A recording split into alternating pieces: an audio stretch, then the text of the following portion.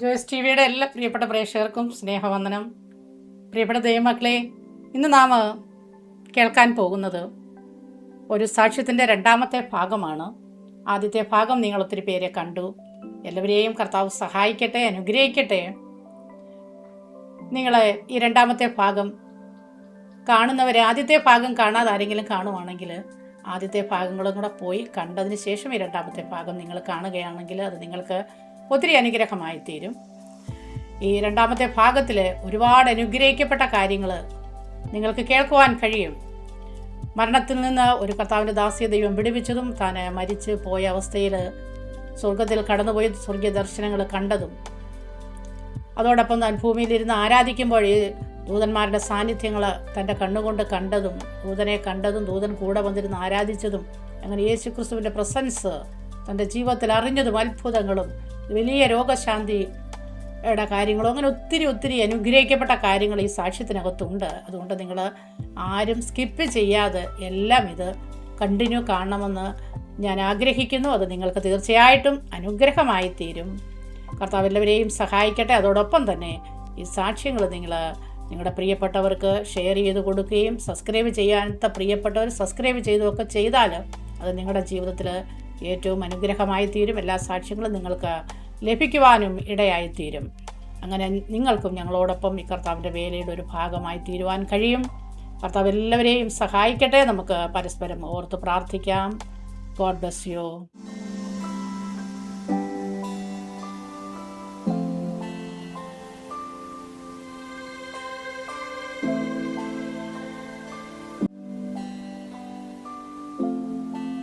പക്ഷെ ഞാൻ അനുഭവിച്ച വേദന, കഷ്ടത ഇന്ന് വരെ ഒരു മനുഷ്യന്റെ കുഞ്ഞുങ്ങളോട് ഞാൻ പറഞ്ഞിട്ടില്ല. ഇതൊന്നും അറിയാവുന്ന 1-2 വ്യക്തികളുണ്ട്, വേറെ ആർക്കും ഇതൊന്നും അറിയത്തില്ല. ഞാൻ ആരോടും പറഞ്ഞിട്ടില്ല. ഒന്നാമത്തെ കാര്യം, കാരണം നമ്മുടെ വേദന പറയുമ്പോൾ മറ്റുള്ളവർ വേദനിക്കണ്ടല്ലോ എന്നും കണ്ടാണ് ഞാൻ ആരോടും പറയാൻ. ഇവനിപ്പോ എന്റെ മകൾക്ക് പോലും അറിയത്തില്ല ഈ വിഷയങ്ങൾ. ഞാൻ കഷ്ടത അനുഭവിച്ചൊന്നും അറിയത്തില്ല. അങ്ങനെ ഇരിക്കുമ്പോഴാണ് ഞാൻ തിരിച്ച് നാട്ടിൽ വന്നു കഴിഞ്ഞപ്പം ജോലി ഇല്ലല്ലോ. ഞാൻ നേരെ ജോലി ചെയ്ത ഓഫീസിൽ പോയി. സാറേ ഞാൻ വന്നു, ജോലി തരുവോ? അതിനെന്താ അമ്മമ്മ ജോയിൻ ചെയ്തോ എന്ന് പറഞ്ഞു. അപ്പൊ അതിന്റെ 2 ദിവസം കഴിഞ്ഞപ്പോ ഞാൻ ജോയിൻ ചെയ്ത് ജോലി ചെയ്യുന്നുണ്ട്. 2010 ഞാൻ വണ്ടി ഓടിച്ചോണ്ട് 2 വീലറല്ല പോകും വരികയൊക്കെ ചെയ്യും. 5 മണിക്ക് ഓഫീസ് വിട്ട് കഴിഞ്ഞാൽ എന്റെ വീടിന്റെ ഒരു 1.5 കിലോമീറ്ററിന് മുമ്പായിട്ട് ഒരു കാറ് ഡോർ ഓപ്പൺ ചെയ്ത് എന്റെ വണ്ടിയെന്ന് ഞാൻ വീണതും എന്റെ ഇടത്തുകാല് വണ്ടിയുടെ അടിയിലായി വീണ വേഗതയില്ല. ഞാൻ ആ കാല് പിടിച്ച് വലിച്ചോണ്ട് അടുത്ത സൈഡ് വരെ ഉരുണ്ടപ്പോ ഇടത്തുകാൽ ഒടിഞ്ഞു തൂങ്ങിക്കിടക്കുക. അപ്പൊ ഈ ഇടിച്ചിട്ടവര് തന്നെ അടുത്തുള്ള ഹോസ്പിറ്റലിൽ കൊണ്ടുപോയി, പ്രൈവറ്റ് ഹോസ്പിറ്റലിൽ കൊണ്ടുപോയി. അപ്പൊ എന്റെ കാലെന്തോ ഒരല് പോലെ വന്നങ്ങ് വീർത്തിട്ടും ഈ പറഞ്ഞവര് തന്നെയാണ് ട്രീറ്റ്മെന്റ് ചെയ്യുന്നത്. പക്ഷെ അവര് പറഞ്ഞു ഒരു കമ്പി ഇടുന്നതിന് 20,000 രൂപ വേണം, 7 കമ്പി വേണ്ടി വരുമെന്ന് പറഞ്ഞു. അപ്പം പിറ്റേ ദിവസമായി, ഒന്നും ചെയ്തില്ല. പിറ്റേ ദിവസം 2 മണിയായപ്പം എൻ്റെ ഓഫീസിലുള്ളവർ പറഞ്ഞു, അമ്മാമ്മ നമ്മുടെ ESI പോവും, അതാ നല്ലത് എന്ന് പറഞ്ഞു. അപ്പൊ ഞാൻ അവിടെ പറഞ്ഞു, എനിക്കിവിടെ ഓപ്പറേഷൻ ഒന്നും വേണ്ട, എന്നെ ESIയിലേക്ക് മെഷർ ചെയ്തേക്കാൻ പറഞ്ഞു. ഞാൻ അങ്ങനെ അങ്ങ് പോയി. അവിടെ ചെന്ന് കടന്ന് 7 കമ്പി ഇട്ട് കാലയില്. പിന്നെ അവിടെ ചെലവൊന്നുമില്ല, പോകാനും വരാനും ഉള്ള ചെലവേ ഉള്ളൂ. അത് ചെയ്തു. പക്ഷെ അന്നേരം ഡോക്ടർ പറഞ്ഞു, ഓടരുത്, വണ്ടി ഓടിക്കരുത്, ചാടരുത്, നടക്കരുത്, എല്ലാം പറഞ്ഞതാ. പക്ഷെ അന്നേരം ഞാൻ കർത്താവ് ഈ ലോക വൈദ്യനല്ല, എൻ്റെ അപ്പൻ യേശു എൻ്റെ കൂടെ ഉണ്ടെങ്കിൽ ഈ പറഞ്ഞതെല്ലാം ഞാൻ ചെയ്യും. ഇങ്ങനെ തന്നെ ഞാൻ പറഞ്ഞ് പ്രാർത്ഥിച്ചേ. ഞാൻ 1 മാസം ഇവിടെ കിടന്നിട്ട് മോൾ എന്നെ വീട്ടിൽ കൊണ്ടുപോയപ്പോഴും ഒരു കയർ ഒരു ജനലേന്ന് കെട്ടി അടുത്ത ജനലെ കൊണ്ട് ഇട്ടിട്ട്, എൻ്റെ ട്രെയിനിങ്ങാ കേട്ടോ, ആരും പറഞ്ഞില്ല. ഞാൻ ആ കയറെ കൂടെ പിടിച്ച് ഞാൻ നടക്കും. അപ്പോഴും എൻ്റെ മോള് വഴക്ക് പറഞ്ഞു, എൻ്റെ മമ്മിയൊന്ന് അടങ്ങിയിരി, 3 മാസം കഴിയുമ്പോൾ അങ്ങ് നടക്കും. അല്ല, എനിക്ക് നടക്കണം, നടന്നേ പറ്റത്തുള്ളൂ. എനിക്ക് പ്രാർത്ഥനയ്ക്ക് പോകണ്ടേ, എനിക്കെങ്കിലും പറഞ്ഞാൽ വഴക്ക് പറയും. അപ്പോഴും ഞാൻ പറയട്ടെ, ഈ 45 ദിവസം കഴിയുന്നതിന് മുമ്പ് ഞാൻ നടക്കാൻ തുടങ്ങി. 45 ദിവസം അങ്ങനെ കർത്താവ് എന്നെ എഴുന്നേൽപ്പിച്ചെന്നുള്ളതാണ്. 3 മാസം എനിക്ക് വണ്ടി ഓടിക്കാൻ പോകാൻ വയ്യാഞ്ഞിട്ടും ഞാൻ 3 മാസം കഴിഞ്ഞപ്പം ജോലിക്കും പോയി തുടങ്ങി. 2010 അതാണ് ഒരു ആക്സിഡന്റ്. പിന്നെ അത് കഴിഞ്ഞ് ജോലി ചെയ്തു, സഭയില് ഈ ആരാധനയ്ക്ക് പോകുന്നുണ്ട്. പക്ഷെ അപ്പൊ ചെന്ന് ദൂത് പറയുന്നുണ്ട് എല്ലാരും. ദൈവദാസന്മാര് തലേ കൈവച്ചൊരു ദൂത് 2008 വീട്ടിൽ നിന്ന് പോകേണ്ട ഒരു സാഹചര്യം എന്ന് പറഞ്ഞാൽ ഒരു വഴക്ക്. സ്വത്ത് സംബന്ധമായിട്ടുള്ള ഒരു വഴക്ക. ആ സാഹചര്യം വന്നപ്പം ഞാൻ വീട്ടിലുള്ള എല്ലാം നുള്ളി പെറുക്കി ഞാൻ എൻ്റെ വീട്ടിൽ പോയി. പക്ഷെ ആ വീട്ടിൽ ചെല്ലുമ്പോ അത് കേട്ടോ വലിയ ലോറിയ മൊത്തം സാധനമാണ്, ഡൈനിങ് ടേബിള് അത് ഇതെല്ലാം ഉണ്ട്. കാരണം മോട്ടെടുക്കാന്ന് പോയതാ.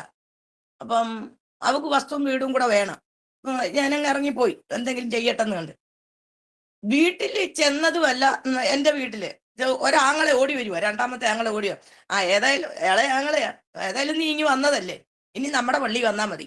പെന്തക്കോസിൽ പോയിട്ട് ഇതുവരെ ഒന്നും കിട്ടിയില്ലല്ലോ, ഇനി നമ്മുടെ പള്ളി വന്നാ മതി. വീട്ടിൽ ലോറിയെന്ന് സാധനം ഇറക്കി മുറ്റത്ത് വെക്കുന്നതേ ഉള്ളു. അപ്പൊ ഇത് കേട്ട് കഴിഞ്ഞതും ഞാൻ അവിടെ നിന്നോണ്ട് തന്നെ എൻ്റെ ഒരു കൂട്ടുകാരി, അല്ല ഞങ്ങളുടെ ബന്ധുക്കാരി എന്നും പറയാം, എൻ്റെ കൂട്ടുകാരി, ഞാൻ അവളെ വിളിച്ചു. പെട്ടെന്ന് എനിക്കൊരു വാടക വീട് വേണമെന്ന് പറഞ്ഞു. എടി ഈ രാത്രി വിളിച്ചിട്ട് നീ പറഞ്ഞു, അല്ല എനിക്ക് നാളെ കിട്ടിയേ പറ്റത്തുള്ളൂ, അല്ല ഞാൻ നിന്റെ വീട്ടിൽ വരുന്നു. പെന്തക്കോസുകാരൻ, നീ ഇങ്ങ് പോരും, ഞാൻ ഒരു മുറി തരാൻ നിൽക്കുന്നു. വലിയൊരു വീടാ, കോടിക്കണക്കിന് പൈസ മുടക്കി ഇട്ട് വീട്ടിരിക്കുന്നത്. ഞാൻ പറഞ്ഞു നീ കളിയാക്കൊന്നും വേണ്ട, എനിക്കൊരു വീട് പെട്ടെന്ന്. ഏതായാലും രാവിലെ രാമാനം പിറ്റേ ദിവസം തന്നെ ഒരു വീട് വാടക നോക്കിയെടുത്ത് മിറ്റത്തിരുന്ന സാധനങ്ങൾ മൊത്തം കെട്ടിപ്പെറുക്കി അങ്ങോട്ട് വീട്ടിൽ കയറിയില്ല. അന്ന് ഒരു രാത്രിയിലേ അവിടെ ഉറങ്ങിയുള്ളൂ. കാരണം എന്താണെന്ന് ചോദിച്ചാൽ ദൈവാത്മ എന്നോട് പറഞ്ഞ, ഇന്ന് അവരുടെ ഭക്ഷണം കഴിച്ചാൽ നാളെ അവർ പറയുന്നത് അനുസരിക്കണം. അതുകൊണ്ട് എൻ്റെ മാതാവും പിതാവും ജീവനോടുള്ളപ്പോഴാ ഇത് പോകുമ്പോഴും എൻ്റെ അമ്മ എപ്പനും ഇരുന്നുകൊണ്ട് കരയുന്നുണ്ട്. ഒരുത്തൻ നിമിത്തം എൻ്റെ മൂത്ത പൈതലിനെ ഞാൻ ഉപേക്ഷിക്കേണ്ടി വന്നും പറഞ്ഞുകൊണ്ട്. കാരണം ആങ്ങളെ നിമിത്തം ഞാൻ പോകുന്ന, അപ്പനും അമ്മ എന്നോടൊന്നും പറഞ്ഞില്ല. അപ്പോഴും ഞാൻ പോയി, ഞാൻ താമസിച്ചു. ഈ 3 വർഷം കഴിയുമ്പോഴും മകൾ എന്നോട് പിണങ്ങിയിരിക്കുക. പക്ഷെ എനിക്ക് അവളോട് പിണക്കമില്ല. എവിടെ ഒരു ജോലി കിട്ടിയാലും അവക്കൊരു ജോലി കിട്ടുന്നുണ്ടെങ്കിൽ ഞാൻ ജോലി ചെയ്തുകൊണ്ടിരിക്കുന്ന ഓഫീസിൽ ജോലി വാങ്ങിച്ച അക്കൗണ്ടന്റ് ജോലി വാങ്ങിച്ചു, എനിക്കിവൻ ജോലിയൊന്നും വേണ്ട എന്നും പറഞ്ഞുകൊണ്ട് അങ്ങ് വായിച്ചു കളയും. അത് 3-ാമത്തെ വർഷമാണ്. അത് കഴിഞ്ഞ് ഞാൻ ഇങ്ങ് വരുക. അതിൻ്റെ ഇടയ്ക്ക് പറയാനാണെന്നുണ്ടെങ്കിൽ ഞാൻ അവിടെ ഒരു സഭയിലാണ് കൂടുന്നത്. അവിടെ ഇപ്പോഴും ഞാൻ പോയി ശുശ്രൂഷിക്കുന്ന ഒരു സഭയാണ്. ആ സഭയിൽ ഇങ്ങനെ ഒരു വെള്ളിയാഴ്ച അവിടെ ഉപവാസ പ്രാർത്ഥന നടക്കുന്നു. ഉപവാസ പ്രാർത്ഥന നടക്കുമ്പം പെട്ടെന്ന് തോന്നി എന്നാ ഒന്ന് പോയേക്കുന്നു, അവധി എടുത്ത് അങ്ങ് പോയേക്കാന്ന്. അവിടെ ചെന്നപ്പം ഒരു പ്രവചനം പറയുന്ന ഒരു ദൈവദാസന, ആ ദൈവദാസനെ അതുവരെയും കണ്ടിട്ടില്ല. അപ്പൊ ഓടി വന്ന് തലയിൽ കൈയടിച്ചിട്ട് പറഞ്ഞു, നിന്നെ ഞാൻ കൃപയും കൃപാവരങ്ങളും പ്രവചനവരങ്ങളും വെളിപ്പാടുകൾ ദർശനങ്ങൾ തന്നു നിന്നെ ദൈവവേലക്കായിട്ട് ഞാൻ ഒരുക്കിയെടുത്തിരിക്കാൻ പറഞ്ഞു. അങ്ങ് ശ്വാസം വിടാതെ അങ്ങ് പറയാം. എന്റെ കർത്താവ്, ഞാൻ മനസ്സിൽ പറയാം, എന്റെ കർത്താവ് ഇത്രയോ എന്ന് പറഞ്ഞുകൊണ്ട് ഞാൻ ഏറ്റെടുത്തത്. അപ്പൊ എത്ര 2008 സംഭവ. ഇതും പറഞ്ഞിട്ട് ഞാനങ്ങ് പോയി. അന്നേരം അതങ്ങ് പ്രാർത്ഥിക്കുന്നുണ്ട്. അതിനിടയ്ക്ക് പറയുന്നുണ്ടെങ്കിൽ രക്ഷിക്കപ്പെട്ട് സ്നാനപ്പെട്ട് കഴിഞ്ഞതിട്ട് അപ്പൊ സഭയിൽ ചെന്നിരിക്കുമ്പോ, ഇവിടുത്തെ എല്ലാ മദ്രാസിൽ സഭയിൽ ചെന്നിരിക്കുമ്പോൾ എല്ലാവരും അന്യഭാഷ പറയുന്നു. അപ്പൊ എനിക്കൊരാഗ്രഹം, എന്റെ കർത്താവേ ഇവരെന്തൊക്കെയോ പറയുന്നു, എനിക്കത് കിട്ടുന്നില്ലല്ലോ എന്ന് പറഞ്ഞ് ഞാനിങ്ങനെ ദൈവത്തോട് ചോദിക്കുന്നുണ്ട്. ഞാൻ പറയുന്നവരുടെ വായിലോട്ട് നോക്കും, പറയും നോക്കും. അപ്പൊ ഞാൻ രാത്രി ഇരുന്ന് പ്രാർത്ഥിക്കുക. അന്ന് എൻ്റെ ഭർത്താവ് കൂടെ ഉണ്ട്. പുള്ളി കുടിച്ച് ഭയങ്കരമായിട്ട് കിടന്നുറങ്ങുമോ. ഒരു ദിവസം പ്രാർത്ഥന കേട്ടില്ലെന്നുണ്ടെങ്കിൽ ഹൗസ് ഓണർ വന്നിട്ട് ചോദിക്കും, ലിസി നീ എന്താ പ്രാർത്ഥിക്കാൻ, ഞങ്ങൾ കേട്ടില്ലല്ലോ, ഹിന്ദുക്കളാ നീ എന്താ പ്രാർത്ഥിക്കാൻ, ഞങ്ങൾ കേട്ടില്ലല്ലോ, ഇന്നലെ വഴക്കായിരുന്നില്ലയോ എന്നും പറഞ്ഞ് ഇത് ചെയ്യും. എനിക്കൊന്നും കൂടെ പ്രാർത്ഥിക്കാനായിട്ട് അവർ ഇത് ചെയ്യും. അന്ന് ഒരു ദിവസം രാത്രി ഞാൻ പ്രാർത്ഥിക്കാനിരിക്കുമ്പോ ദൈവകൃപ എന്നുള്ള പാട്ട് ദൈവാത്മ എനിക്ക് തന്നു. ഞാനത് പാടി. അപ്പൊ എന്റെ ചോദ്യം എന്തോ, എനിക്ക് അന്യഭാഷ വേണമെന്നാണ് ചോദിച്ചുകൊണ്ടിരിക്കുന്നത്. അപ്പൊ ഈ പാട്ട് പാടി ആരാധിച്ചുകൊണ്ടിരിക്കുമ്പോ ഒരു ദേവദാസന്മാരുടെ കൈവച്ചില്ല, ഞാൻ ആരും എന്നോടൊന്നും പറഞ്ഞില്ല. ഈ പാട്ട് പാടി 4 സ്റ്റാൻസ ഉണ്ടായില്ല, 3 സ്റ്റാൻസ പാടി കഴിയുമ്പോ പിന്നെ എനിക്ക് അഭിഷേകം എൻ്റെ വായി വരുന്നേ. പിന്നെ അവിടെ ഞാൻ അഭിഷേകം നിറഞ്ഞ് ഞാൻ അങ്ങ് പ്രാർത്ഥിക്കുക. അങ്ങനെയാണ് ഞാൻ ഒറ്റയ്ക്കിരുന്ന് പാടി ആരാധിക്കുമ്പോഴാണ് എനിക്ക് ഈ അഭിഷേകം ദൈവാത്മാ തരുന്നത്. അപ്പൊ അങ്ങനെ ഞാൻ പാടി ആരാധിച്ച് അഭിഷേകത്തിൽ ഇപ്പം ഏലീശ ഇപ്പൊ പ്രസംഗിച്ച് പറയുന്ന പോലെ ഏലീശ ഇരട്ടി അനുഗ്രഹം പ്രാപിച്ചെന്ന് പറഞ്ഞ പോലാണ് ദൈവാത്മ ഇപ്പൊ തന്നുകൊണ്ടിരിക്കുന്നത്. മണിക്കൂറുകൾ പറഞ്ഞാലും തീരാത്ത മാതിരി. അപ്പം ഞാൻ ഈ പ്രാർത്ഥിച്ചുകൊണ്ടിരിക്കുമ്പോ, സൂമിലായാലും ഗൂഗിളിലായാലും പ്രാർത്ഥിച്ചുകൊണ്ടിരിക്കുമ്പോ ഒത്തിരി രോഗികൾ സൗഖ്യമാകുന്നുണ്ട്. ഇവിടെ എല്ലാം അങ്ങ് രാജ്യങ്ങളിലായാലും നടുവിന് വേദനയായിട്ട് ഇഞ്ചക്ഷനും ചെയ്ത് എണ്ണിക്കാൻ വയ്യാതെ കിടക്കുന്നവർ പോലും കർത്താവിന്റെ വചനം കേൾക്കുമ്പോൾ ചാടി എഴുന്നേക്കുന്ന ഒരു പ്രതീതി, രോഗശാന്തി വരെ ശുശ്രൂഷ. അപ്പൊ ഇത് പ്രാർത്ഥിച്ചു കൊണ്ടിരിക്കുമ്പം ഈ 2009-10 അത് കഴിഞ്ഞ് ഈ ആക്സിഡന്റ് ഉണ്ടാകുന്നത്. 2009 പിന്നെ ഞാൻ ഇങ്ങ് വന്നു കഴിഞ്ഞിട്ടാണ് വേറൊരു സഭയെ ഞാൻ പോകും ആരാധനയ്ക്ക്. അത് എല്ലാ ബുധനാഴ്ചയും ഉള്ളതാ. അപ്പൊ ഈ വണ്ടി ഉള്ളത് കൊണ്ട് ഞാൻ ഓടിപ്പോകും. എന്നാലും ഈ അവിടെ ചെന്ന് പ്രത്യേകിച്ച് ഒരു ദിവസം നിന്നപ്പോ എന്നോട് ദൂത് പറഞ്ഞ അതേ ദൈവദാസന്റെ സഭയാ. അപ്പൊ ഞാൻ ഓർത്തിയോ ഈ ദൈവദാസനായിരുന്നു അന്ന് എന്നിങ്ങനെ വിചാരിച്ചു. കറക്റ്റ് ആ ദേവദാസൻ എന്നോട് അതേ ദൂത് തന്നെ പിന്നെയും പറഞ്ഞു. വേറെ ഒരു ദേവദാസനും അതേ ദൂത് തന്നെ പറഞ്ഞു. അപ്പൊ എനിക്ക് അന്നേരം ഉറപ്പായി, 2-3 പേരുടെ വാമൊഴിയാൽ കേട്ടാൽ ഇത് ഉറപ്പാണെന്ന്. പക്ഷെ അന്നേരം നമ്മൾ കർത്താവിന്റെ വേല ഇടയ്ക്കൊന്നും ചെയ്യുന്നൊന്നുമില്ലെങ്കിലും എൻ്റെ വേലയ്ക്ക് ഞാൻ ഓടി നടക്കുക, സത്യം പറഞ്ഞ്. അപ്പം ഈ 9/16 എനിക്ക് രണ്ടാമതൊരു ആക്സിഡന്റ് വരുന്നത്. ജോലി ചെയ്തിട്ട് വരും. ഈ ആക്സിഡന്റ് വരുന്നത് റോഡ് ക്രോസ് ചെയ്യുക. ഞാൻ മരിച്ചുപോയ ഒരു വ്യക്തിയാ. റോഡ് ക്രോസ് ചെയ്ത് വരുമ്പം അപ്പുറം ബസ് ഇപ്പുണ്ട്, ഇപ്പുറത്തും ഉണ്ട്. ഞങ്ങൾ 10-16 പേര് റോഡ് ക്രോസ് ചെയ്യുമ്പോ 2 ആൺപിള്ളേർ ഈ വന്നിരിക്കുന്ന ട്രാൻസ്പോർട്ടിനെ മറികടക്കാൻ വേണ്ടി ഓവർ സ്പീഡിലാ വരുന്നത്. അവർക്ക് ബ്രേക്ക് കിട്ടിയില്ല. ബ്രേക്ക് കിട്ടിയതും വന്ന് എൻ്റെ വണ്ടിയുടെ പുറകിലാ ഇടിച്ചതും തലയിലിരുന്ന ഹെൽമെറ്റ് പൊട്ടിപ്പോയി. എൻ്റെ തല പൊട്ടി. തലയ്ക്കകമാ പൊട്ടിയത്. തലയ്ക്കകം പൊട്ടി.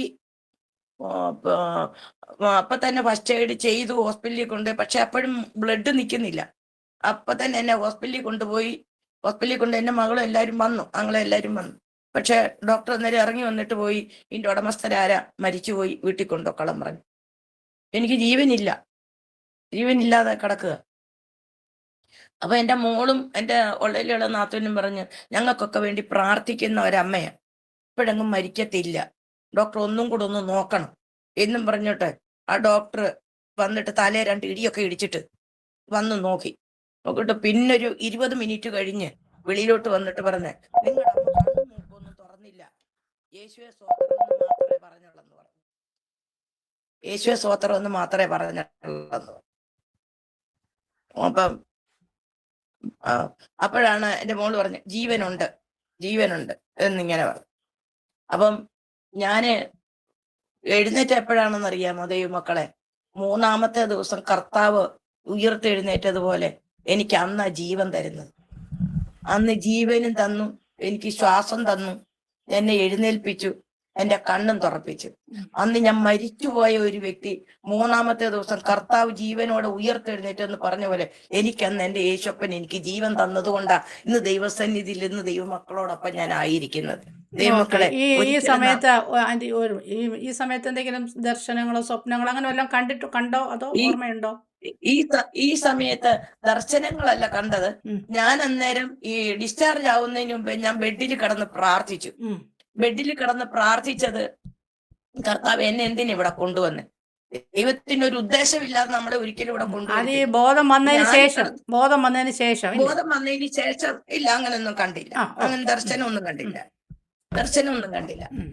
അപ്പം ഞാൻ ദൈവത്തോട് ചോദിച്ചു, എന്നെ എന്തിനാ ഇവിടെ കൊണ്ടുവന്നു? അപ്പൊ അടുത്ത് കിടക്കുന്നവരൊക്കെ പറഞ്ഞോണ്ട് ഈ സ്ത്രീക്ക് തലക്കടിയേറ്റു വട്ടു പിടിച്ചതാ, കിടന്നുകൊണ്ട് സംസാരിക്കുന്ന കണ്ടോന്നൊക്കെ ചോദിച്ചു. അപ്പൊ ഞാൻ അന്നേരം പറഞ്ഞു, കർത്താവെ, അന്നെ ആരാധനാലയത്തിൽ ഇരുന്ന് പ്രാർത്ഥിച്ചതുപോലെ ഞാൻ പ്രാർത്ഥിച്ചതാ എന്റെ പ്രാർത്ഥനയാ. അപ്പൊ ദൈവാത്മ എന്നോട് പറഞ്ഞു, ഇങ്ങനെയാണ്, എന്നെ അറിഞ്ഞ നിന്നിൽ നിന്നും ചിലതറിയാൻ ഇവിടെ ആളുണ്ട്, അതുകൊണ്ടാണ് ഞാൻ നിന്നെ ഇവിടെ കൊണ്ടുവന്നത്. അങ്ങനെ ഒരു ദൈവശബ്ദം ഞാൻ കേട്ടു. ആ ദൈവശബ്ദം കേട്ടതോടെ ഞാൻ കർത്താവിനോട് സോറി പറഞ്ഞു, കർത്താവ് എന്നോട് ക്ഷമിക്കപ്പാ എന്നിങ്ങനെ പറഞ്ഞു. പിന്നെ ഞാൻ കിടക്കാം. അപ്പോഴാണ് ഒരു ഡിസ്ചാർജ് ആവുന്നതിന്റെ 15 മിനിറ്റിന് മുമ്പ് ഒരു 12 ഡോക്ടർമാർ ഒരുമിച്ച് അന്നേരം അടുത്ത് കിടക്കുന്നവർ പറയുന്നുണ്ട്, കണ്ടോ, നമ്മുടെ അടുക്കലെങ്കിൽ ഇത്രയും ഡോക്ടർമാർ വന്നിട്ടില്ല, എവരുടെ അടുക്ക വന്നതുകൊണ്ട് ഏതോ വിഷയം ഉണ്ടെന്ന് പറഞ്ഞു. അപ്പം അടുത്ത് വന്ന ഡോക്ടർ, ആദ്യത്തെ ഡോക്ടർ ചോദിച്ചു, മെയിൻ ഡോക്ടറാ, പെന്തക്കോസുകാരായില്ലേ? ആദ്യമേ എനിക്ക് പാസ്റ്ററെന്നാ വന്ന കേട്ടോ ബായിൽ. പിന്നെ ഞാൻ പറഞ്ഞു, ഡോക്ടറെ, ഇത് പെന്തക്കോസുകാരാണെന്നുണ്ടെങ്കിൽ പെട്ടെന്ന് രോഗത്തിൽ നിന്ന് കർത്താവ് വിടുവിക്കും, അല്ലാത്തവരാണെന്നുണ്ടെങ്കിൽ ഇച്ചിരി താമസിക്കും, അത്രയേ ഉള്ളു കാര്യമൊന്നും. എന്നാലും കൊള്ളാം, ഈ കറുത്ത പുസ്തകം എന്തിനായി ചുമന്നോളൂ? ഞാനും ഒരു കത്തോലിക്കക്കാരന്. ഞാൻ പറഞ്ഞത് കറുത്ത പുസ്തകം, പക്ഷെ അകത്ത് വെളുത്ത അക്ഷരമാന്ന് പറഞ്ഞു, വെളുത്ത പേജ എന്ന് പറഞ്ഞു. ഇതൊക്കെ ആരെഴുതിയ? മോശ എഴുതിയതല്ലേ? ഞാൻ പറഞ്ഞു, മോശ എഴുതിയത് ആരാ പറഞ്ഞേ? അതാണോ നിങ്ങളുടെ ധാരണയെന്ന് ഞാൻ ചോദിച്ചു. അതെ. അപ്പൊ ഇങ്ങനെ പ്രാർത്ഥിക്കേണ്ടെന്നോ പറഞ്ഞു തരണേന്ന് പറഞ്ഞു. ഓക്കെ. അപ്പൊ ഞാൻ പിന്നെ ഞാൻ സാക്ഷ്യം, ഞാൻ അങ്ങോട്ട് പിന്നെ തുടങ്ങുക. ഞാൻ പറഞ്ഞു, ഇത് മോശയല്ലേ എഴുതിയത്? പുറപ്പാട് പുസ്തകം 31:18, പുറപ്പാട് പുസ്തകം 32:16, ഒത്തിരി സ്ഥലങ്ങളിലുണ്ട്, അത് ഞാൻ പറയുന്നില്ല. കർത്താവിന്റെ സ്വന്തം കൈവിരൽ കൊണ്ട് എഴുതിയ കൽപ്പനകൾ അത് കൽപ്പലകകളിലാക്കി മോശയുടെ കൈവശം കൊടുത്തയച്ചിരിക്കുന്നു. അതിനാണ് മോശയെ പർവ്വതത്തിലേക്ക് വിളിച്ചെന്തിനാണെന്ന് അറിയാമോ? ഈ കൽപ്പലകയിൽ നമ്മൾക്ക് വേണ്ടി കൽപ്പനകളെ എഴുതി കൊടുത്തയക്കാനാ കർത്താവിന്റെ കൂടെ 40 ദിവസം 40 രാവും 40 പകലും അവിടെ ഇരുത്തിയത്. വെറുതെയല്ല. അതിനുവേണ്ടി അല്ല, മോശയല്ല എഴുതിയത്. ദൈവത്തിന്റെ സ്വന്തം കൈവിരൽ കൊണ്ട് എഴുതിയ കൽപ്പനകൾ അത് കൽപ്പലകകളിലാക്കി മോശയുടെ കൈവശം കൊടുത്തിരിക്കുന്നു. ഡോക്ടറെ, ഒരു വിഷയം പറയാൻ ഒരാള് വേണം. ഇപ്പൊ ഡോക്ടർ പറയുന്നത് ഞാൻ കേൾക്കുന്നു. അപ്പം അടുത്ത് നിൽക്കുന്ന ആള് ഡോക്ടറിനെ ഞോണ്ടുന്നുണ്ട്. എനിക്കിവിടെ ഉണ്ട്, പ്രാർത്ഥിക്കാൻ പറയണേ. അങ്ങനെ അന്ന് ഞാൻ പറഞ്ഞ 2 ഡോക്ടർമാരന്ന് രക്ഷിക്കപ്പെടാനിടയായി തീർന്നു. നമ്മുടെ ശരീരത്തിന്റെ ഒരു അവയവം, എന്റെ ശരീരത്തിലെ തലയ്ക്കകത്തിലെ വെയിൻ പോയി. എനിക്ക് മണവും ടേസ്റ്റും ഒന്നും അറിയത്തില്ല. പക്ഷെ ഡിസ്ചാർജ് ചെയ്ത് കഴിഞ്ഞ് വീട്ടിൽ വന്നു കഴിഞ്ഞപ്പോഴും എനിക്ക് തലക്കറക്കമോ, എഴുന്നേറ്റ് നിൽക്കാനും നടക്കാനും ഒന്നും വയ്യ. എൻ്റെ ജോലി ചെയ്തിരുന്ന അപ്പുറത്തെ ആ കൊച്ചാ എൻ്റെ ഡ്രസ്സ് കഴുകി തരുന്നതും എല്ലാം ചെയ്യുന്നത്. എനിക്ക് എഴുന്നേറ്റ് നിൽക്കാൻ വയ്യ. അപ്പം ഞാൻ ESI ഹോസ്പിറ്റലിൽ പോയി. അതിന്റെ പിറ്റേ ദിവസം അവിടെ ചെന്നപ്പോൾ ഒരമ്മ, ഞാൻ ചുരുക്കി പറയാം, MRI സ്കാനിങ് എടുത്തപ്പോൾ പിറ്റേ ദിവസം കൊണ്ട് ചെല്ലുമ്പോൾ അവര് പറഞ്ഞേ, ഇത് ക്രിട്ടിക്കൽ സ്റ്റേജാ, ഇതെല്ലാം ഒന്നും ചെയ്യാൻ പറ്റത്തില്ലെന്ന് പറഞ്ഞു. അപ്പൊ ക്രിട്ടിക്കൽ സ്റ്റേജ്, നിങ്ങൾ ഒരു കാര്യം ചെയ്യും, തിരുവനന്തപുരത്ത് ചിത്രായി പൊക്കോളാൻ പറഞ്ഞു. അവിടുത്തെ എഴുതി തന്നു. എന്റെ ദൈവമക്കളെ, ഞാനത് എഴുതി തന്നിട്ട് വന്നിരുന്ന് കരയാൻ തുടങ്ങി. കർത്താവിന്റെ ദൈവസന്നിധിയിലല്ലേ ഇരിക്കുന്നേ, ഞാൻ ദൈവവേലയല്ലയോ ഞാൻ ചെയ്യേണ്ടത്. അന്നേരം ഞാൻ ദൈവത്തോട് ഞാൻ ചോദിച്ചാണ്, കർത്താവ് ദൈവവേല ചെയ്യാനല്ലേ എന്നോട് പറഞ്ഞിരിക്കുന്നത്. അപ്പം ദൈവം എന്നോട് സംസാരിക്കുന്നുണ്ട്, നീ അത് ചെയ്യുന്നില്ലല്ലോ. എന്നോട് പറയുന്നുണ്ട്, നീ അത് ചെയ്യുന്നില്ലല്ലോ. ഞാൻ പറഞ്ഞു, ഞാൻ ചെയ്തു കൊള്ളാം എന്നും പറയുന്നുണ്ട്, അതും പറയുന്നുണ്ട്. അപ്പോഴാണ് ദൈവാത്മ എന്നോട് പറഞ്ഞേ, നീ പിന്നെ ഒരു മദ്രാസിലുള്ള ഒരു ദേവദാസനെ വിളിച്ചു പ്രാർത്ഥിച്ചു. ഞാൻ പറഞ്ഞു, ദൈവസന്നിധി ഞാൻ ഏൽപ്പിച്ചു കൊടുത്തു കഴിഞ്ഞപ്പോ എന്റെ കർത്താവ് എന്നെ തൊട്ട് സൗഖ്യമാക്കി. എന്റെ തലക്കറക്കം മാറി. ആ ഓൺ ദ സ്പോട്ടിൽ എനിക്ക് തലക്കറക്കം മാറി. പക്ഷെ ആ റിപ്പോർട്ടും കൊണ്ട് പിറ്റേ ദിവസം തിരുവനന്തപുരത്ത് ചെന്നപ്പോ ഡോക്ടർമാര് ചോദിച്ചു, 3 ഡോക്ടർമാര്, എന്തിനാ വന്നേന്ന് ചോദിച്ചു. ഇതിനകത്തിലൊന്നും ഒന്നും കാണുന്നില്ലല്ലോ എന്നും പറഞ്ഞാണ് ഒരു 20 വിറ്റാമിൻ E ഗുളിക തന്ന് എന്നെ പറഞ്ഞു വിട്ടു. മക്കളെ, പറയാനുള്ളത്, നമ്മുടെ കർത്താവിനാൽ അസാധ്യമായിട്ടുള്ളതൊന്നുമില്ല. സകല അസാധ്യങ്ങളെ സാധ്യമാക്കി തീർക്കുന്ന നമ്മുടെ ദൈവത്തിന്റെ പ്രവൃത്തി. ആരെല്ലാം നമ്മളെ വേണ്ടാന്നും പറഞ്ഞ് എഴുതി തള്ളിക്കളഞ്ഞാലും, നീ ബന്ധക്കോസുകാരിയല്ലയോ, നീ ഇതുവരെയും പോയിട്ട് നിനക്ക് എന്തവാടി കിട്ടിയത്, നിനക്ക് ഒരു ഗുണം പിടിക്കത്തില്ലടി എന്നും പറഞ്ഞ് വീട്ടിൽ നിന്ന് ഇറക്കി വിട്ടിട്ടുണ്ടെങ്കിൽ ആ പറഞ്ഞവരെ ദൈവം വിശ്വാസ ജീവിതത്തിലേക്ക് കൊണ്ടുവരും. ഞാൻ പറഞ്ഞില്ലേ, എന്റെ മാതാവിനെയും പിതാവിനെയും അറിയാം. എന്റെ പിതാവ് 100ാമത്തെ വയസ്സിലായി ലോകത്തിൽ നിന്ന് മാറ്റപ്പെടുന്നത്. അതിനു മുമ്പ് എന്റെ മാതാവ് എന്റെ കൂടെ വന്ന് 3 മാസം താമസിച്ചു. എന്റെ മാതാവിന്റെ ആഗ്രഹമായിരുന്നു, ആ ദൈവാത്മാവ് എനിക്ക് സാധിച്ചു തന്നു. കൂടെ വന്ന് നിൽക്കാൻ ഞാൻ പറഞ്ഞു, എന്റെ മാതാവിനെ ഒരു ദിവസമെങ്കിലും ഇവിടെ വന്ന് കൊണ്ട് താമസിപ്പിക്കുക. 3 ദിവസം ഞാൻ ഉപവാസവും പ്രാർത്ഥനയും എടുത്തു. ഞാൻ അതിനിടയ്ക്ക് ഞാൻ പറയാനാണെന്നുണ്ടെങ്കിൽ, എന്റെ ആങ്ങളയുടെ ഒരു സഹോദരൻ, അവൻ +2 പഠിച്ചുകൊണ്ടിരിക്കുമ്പോ ഒരു ആക്സിഡന്റിനെ വീട് പണിഞ്ഞുകൊണ്ടിരിക്കുമ്പോ മുകളിൽ നിന്ന് വെള്ളം അടിച്ചടിച്ച് ഓസിനകത്ത് വെള്ളം അടിച്ച് പുറകോട്ട് എന്ന് വീണത് പാറയുടെ പുറത്ത് വീണ് നട്ടെല്ലൊടിഞ്ഞു പോയി തലയും പൊട്ടി.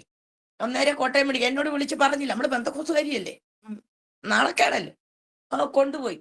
പക്ഷെ ഞാൻ ജോലിക്ക് പോകുന്ന സമയം പിറ്റേ ദിവസം ശനിയാഴ്ചയാണ് വിവരം അറിയുന്നത്. 4ാമത്തെ നാത്തും വിളിച്ച് പറയുമ്പോഴാണ് അറിയുന്നത്, ബ്ലസമ്മ മേളിൽ നിന്ന് വീണ് നട്ടെല്ലൊടിഞ്ഞു ഹോസ്പിറ്റലാണ്. അപ്പൊ അതുവരെ അല്ല, ബ്ലഡ് പോയിക്കൊണ്ടിരിക്കുക, ശരീരത്തുനിന്ന് ബ്ലഡ് പോയിക്കൊണ്ടിരിക്കുക. എന്നിട്ടും പറഞ്ഞില്ല. ഈ സഹോദരി ഇത് വിളിച്ച് പറഞ്ഞ നിമിഷം, ഗൂഗിൾ മീറ്റിംഗ് അല്ല, എനിക്കറിയാവുന്ന വ്യക്തികളെ ഒക്കെ വിളിച്ച് പറഞ്ഞ് ഞങ്ങൾ പ്രാർത്ഥിച്ചു. ദേവദാസനെ ഞാൻ പറയാം, ഈ പറഞ്ഞ നിമിഷം, നമ്മൾ പ്രാർത്ഥിക്കണമെന്ന് പറഞ്ഞ നിമിഷം അവിടെ ബ്ലഡിന്റെ വരവ് നിന്നു. അപ്പോഴാണ് അവിടെ കർത്താവിന്റെ തിരുസാന്നിധ്യം അവൻ അനുഭവിക്കാൻ ഇടയായി തീർന്നു. അതിന്റെ 8ാമത്തെ ദിവസം വീട്ടിൽ കൊണ്ടുവന്നു. ഞാൻ ഇവിടെ നോട്ടെ പോയി കണ്ട്. അപ്പൊ അവനെന്തുവാ, അനക്കാൻ വയ്യാതെ ഇങ്ങനെ കിടക്കുക. അനക്കരുത്, ബെൽറ്റ് ഇട്ടിരിക്കുക, അത്യാവശ്യം ബാത്റൂമിലൊന്ന് പോകാം, അത്രേ ഉള്ളൂ, എഴുന്നേക്കരുതെന്നാ പറഞ്ഞിരിക്കുന്നത്. ഒന്നും നേരെയില്ല. അപ്പൊ ഈ കൊച്ചൻ കിടന്ന് തലയിട്ട് അടിക്കുക, ഭയങ്കര തലവേദന. അപ്പൊ ഞങ്ങളുടെ വീട് പണിഞ്ഞോണ്ടിരിക്കുന്നേ ഉള്ളൂ, എന്നാലും ഒരു മുറിക്കകത്ത് ഇട്ടിരിക്കുക. അപ്പൊ ഇവൻ എന്നോട് പറഞ്ഞു, അമ്മച്ചി പ്രാർത്ഥിക്കുക. എന്നെ അങ്ങനെ വിളിക്കുക, അമ്മച്ചി പ്രാർത്ഥിക്കുക, എന്റെ തലവേദന മാറി, ഞാൻ വിശ്വസിക്കുന്നു. ഞാൻ പറഞ്ഞു, വിശ്വസിച്ചാലേ പ്രാർത്ഥിക്കുക, ഇല്ലെങ്കിൽ ഞാൻ പ്രാർത്ഥിക്കും. ഇല്ല അമ്മച്ചി, ഞാൻ വിശ്വസിക്കുന്നുണ്ട്, യേശു എന്നെ സൗഖ്യമാക്കി, ഞാൻ വിശ്വസിക്കുന്നുണ്ട് അമ്മച്ചി പ്രാർത്ഥിക്കുക. ഇങ്ങനെ കേട് കഴിഞ്ഞപ്പം ഞാനും ഇവിടെ നിന്നൊരു ഒരു സഹോദരനുണ്ട്, ഞാൻ എഴുന്നേറ്റ് നിന്ന് പ്രാർത്ഥിച്ചു. ഞാൻ സത്യം അവന്റെ തലയെ തൊട്ട് ഞാൻ പ്രാർത്ഥിച്ച് തീരുന്നതിന് മുമ്പ് അവൻ പറഞ്ഞു അവന്റെ തലയുടെ വേദന മാറി, അവൻ എഴുന്നേറ്റ് നിൽക്കുകയും ചെയ്തു. ആ നട്ടല്ലൊടിഞ്ഞത് നേരെ കർത്താവ് അത് സൗഖ്യമാക്കി. അത് കഴിഞ്ഞണക്കെ പിന്നാണ് അവനിവിടെ വന്ന് സ്നാനപ്പെടാന്നൊക്കെ പറഞ്ഞത് വേറെ. അപ്പം അത് കഴിഞ്ഞിട്ടാണ് അവൻ പരീക്ഷ എഴുതി, പരീക്ഷ ജയിച്ചു. അത് കഴിഞ്ഞിട്ടാണ് BSc നഴ്സിംഗ് പഠിച്ചു 4 വർഷം. ഈ ഇത് 4-ാം വർഷമായി ഇതൊക്കെ നടന്നുകൊണ്ടിരിക്കുമ്പോൾ. അത് കഴിഞ്ഞിട്ടാണ് എനിക്ക് ആക്സിഡന്റ് വരുന്നതും ഒക്കെ. 2015 അവൻ ആക്സിഡന്റ് വരുന്നത്. അത് കഴിഞ്ഞിട്ടാണ് 2016 എനിക്ക് ആക്സിഡന്റ് വരുന്നത്. അത് കഴിഞ്ഞ് ഈ 2016 ജോലി ചെയ്തുകൊണ്ടിരിക്കുമ്പോൾ നമ്മൾ ചെയ്യാത്ത ഒരു തെറ്റിന് അതായത് താഴെ റിസപ്ഷനിസ്റ്റ് ഇല്ലെന്നുണ്ടെങ്കിൽ ഞാനാ പോയിരിക്കുന്നത്. ആദ്യത്തെ റിസപ്ഷനിസ്റ്റ് ഞാനായിരുന്നില്ല.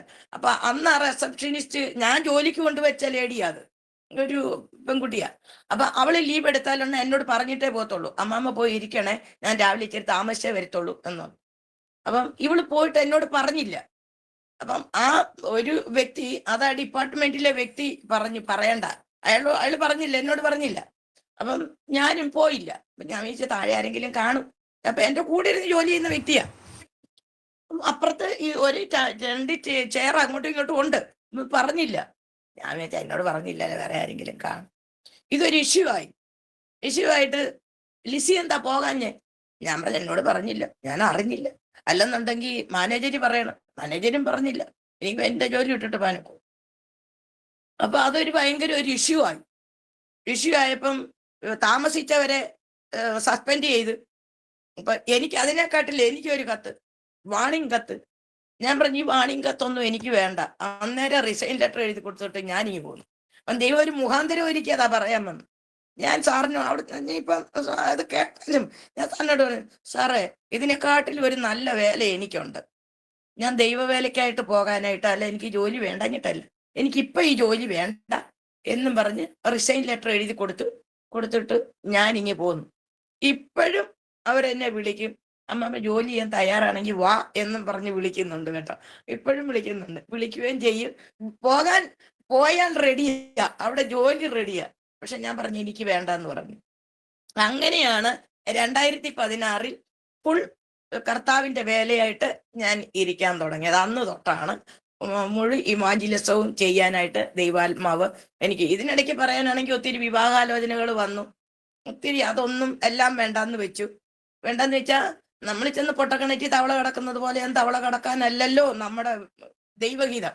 ദൈവം അപ്പോസ്തലപ്രവൃത്തി 1:8 പറയുന്നത് പോലെ നമ്മൾ എല്ലായിടും പോയി സുവിശേഷം പറയണമെന്നും കർത്താവിന്റെ നാമത്തെ ഘോഷിക്കണമെന്നും സുവിശേഷം പറയണമെന്നാണ് എൻ്റെ ഒരു ആഗ്രഹം. അതാണ് എന്നിലൂടെ ദൈവവചനം കേൾക്കുന്നവർ രക്ഷിക്കപ്പെട്ട് മാനസാന്തരപ്പെട്ട ക്രിസ്തുവിങ്കലേക്ക് വരണം. അപ്പൊ നമ്മുടെ ഒരു ഉദ്ദേശം എന്താന്ന് പറഞ്ഞാൽ പാപികളെ മാനസാന്തരത്തിലേക്ക് നടത്താനാണ്.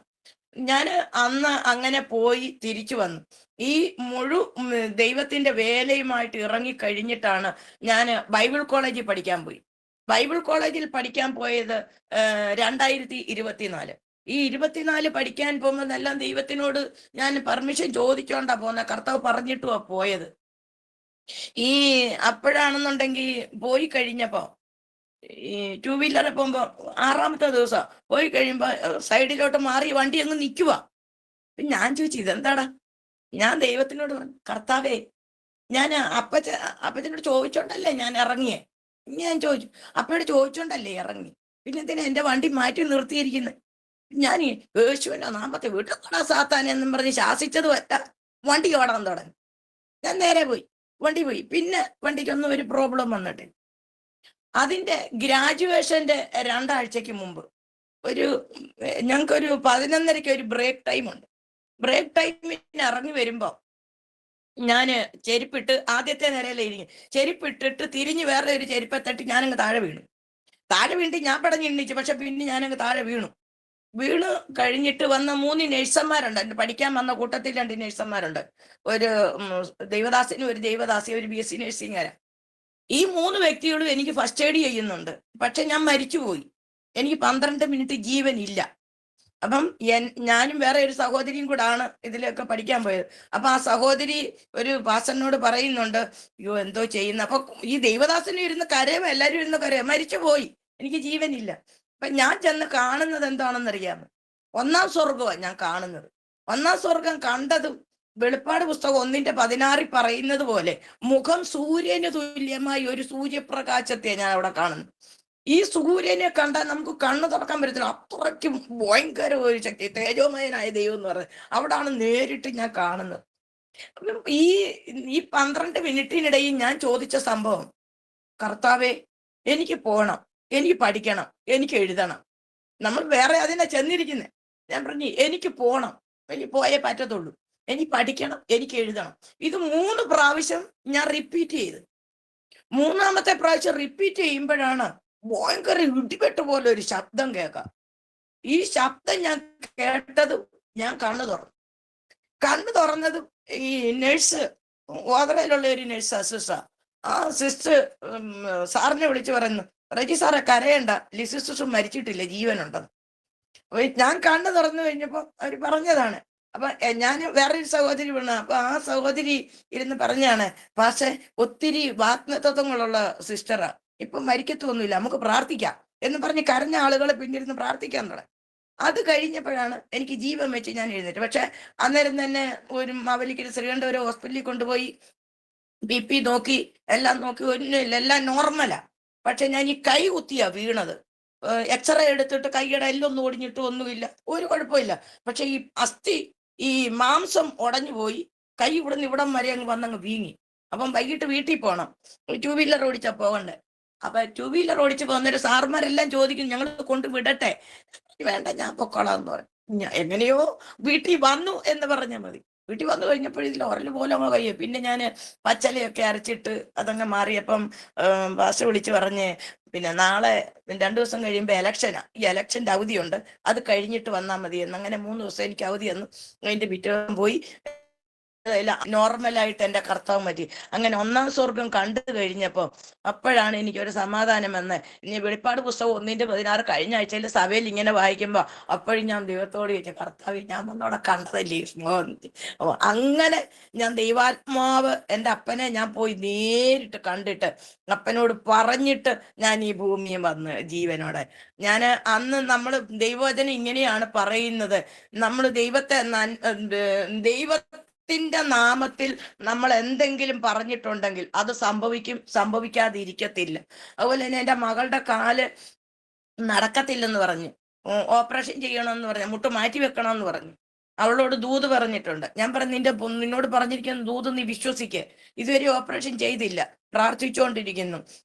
എൻഡോസ്കോപ്പി ഏതാണ്ട് വയറിനകത്ത് പ്രോബ്ലം ഉണ്ടോ എൻഡോസ്കോപ്പി ചെയ്ത് അതിന്റെ റിസൾട്ട് അവൾ പറഞ്ഞു, ഞാൻ വായിക്കാൻ പോയൊന്നുമില്ല, എൻ്റെ കർത്താവ് എന്നെ സൗഖ്യമാക്കിയോളൂ. അങ്ങനെ അവൾ സ്നാനപ്പെട്ടതാ, വിശ്വാസത്തിലാണ് നിൽക്കുന്നത്. അവൾ കുടുംബമായിട്ടും വിശ്വാസത്തിലല്ല, മകള് വിശ്വാസത്തില, പക്ഷെ കുടുംബമായിട്ട് വിശ്വാസത്തിൽ വരുന്നതിന് വേണ്ടിയിട്ടും ഞാൻ പ്രാർത്ഥിച്ചുകൊണ്ടിരിക്കുന്നു. നിങ്ങളുടെ എല്ലാവരുടെയും പ്രാർത്ഥനയാണ് ഇതിനകത്തിൽ ഏറ്റവും വലിയ സഹായമായിട്ട്. എനിക്ക് താമസിക്കാൻ ഒരു ഭവനം ഉണ്ടായിരുന്നു, എൻ്റെ ഭവനം നഷ്ടപ്പെട്ടു. ഇപ്പം താമസിക്കുന്നത് ഞാനൊരു കാർ ഷെഡ് ശരിയാക്കിയാണ് താമസിച്ചുകൊണ്ടിരിക്കുന്നത്. എങ്കിലും കർത്താവിന്റെ വേല ഇതിനകത്തിൽ ഇരുന്ന് ചന്ത ഉചിതമാമണ്ണം ചെയ്യാൻ ദൈവം എനിക്ക് ഇത്രയും കൃപ തന്നു. അതിനകത്ത് പിന്നെയും പറയാനാണെന്നുണ്ടെങ്കിൽ, ആക്സിഡന്റ് സമയങ്ങളിൽ ഞാൻ കണ്ട ദർശനങ്ങൾ, ഈ ഞാൻ പറഞ്ഞല്ലോ, 2ാമത് പോയി തലയിലെ ഇത് വെയിൻ പൊട്ടിപ്പോയി കഴിഞ്ഞിട്ട് എനിക്ക് മണവും ടേസ്റ്റും ഒന്നും ഇല്ലെന്ന് ഞാൻ പറഞ്ഞല്ലോ. പക്ഷെ ഞാൻ ഇവിടെ നിന്ന് ആരാധിക്കുമ്പോ, ഒരു ദിവസം ഞാൻ ഇരുന്ന് ആരാധിക്കുമ്പോ എനിക്ക് ഭയങ്കര ഒരു മണം വരുന്നു.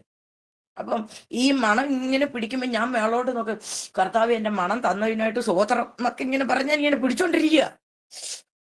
പിടിച്ചോണ്ടിരിക്കുമ്പോ അപ്പൊ ഒരു പൂവിന്റെ മണമല്ല, ഈ ലോകത്തിലുള്ള റോസാപ്പൂക്കൾ മൊത്തം കൊണ്ട് നിർത്തുമ്പോൾ ഒരു മണം. അപ്പൊ കർത്താവിന്റെ തിരുസാന്നിധ്യമാണെന്നുള്ള ആ ടെൻഷൻ വരുന്നില്ല. അപ്പോഴും ഈ മണത്തെ ഞാൻ ആസ്വദിച്ചോണ്ടിരിക്കുക, മണം തന്നെന്നും പറഞ്ഞുകൊണ്ടിരിക്കുക. അപ്പം പ്രാർത്ഥിക്കുന്നു, കർത്താവ് എന്റെ മണം എടുത്തു കളയല്ലേ എന്നും പറഞ്ഞ് ഞാൻ പ്രാർത്ഥിച്ചോണ്ടിരിക്കുക. പക്ഷേ 15 മിനിറ്റ് ആ ദൈവത്തിന്റെ തിരുസാന്നിധ്യം അനുഭവിക്കാൻ ദൈവം എനിക്ക് കൃപ തന്നു.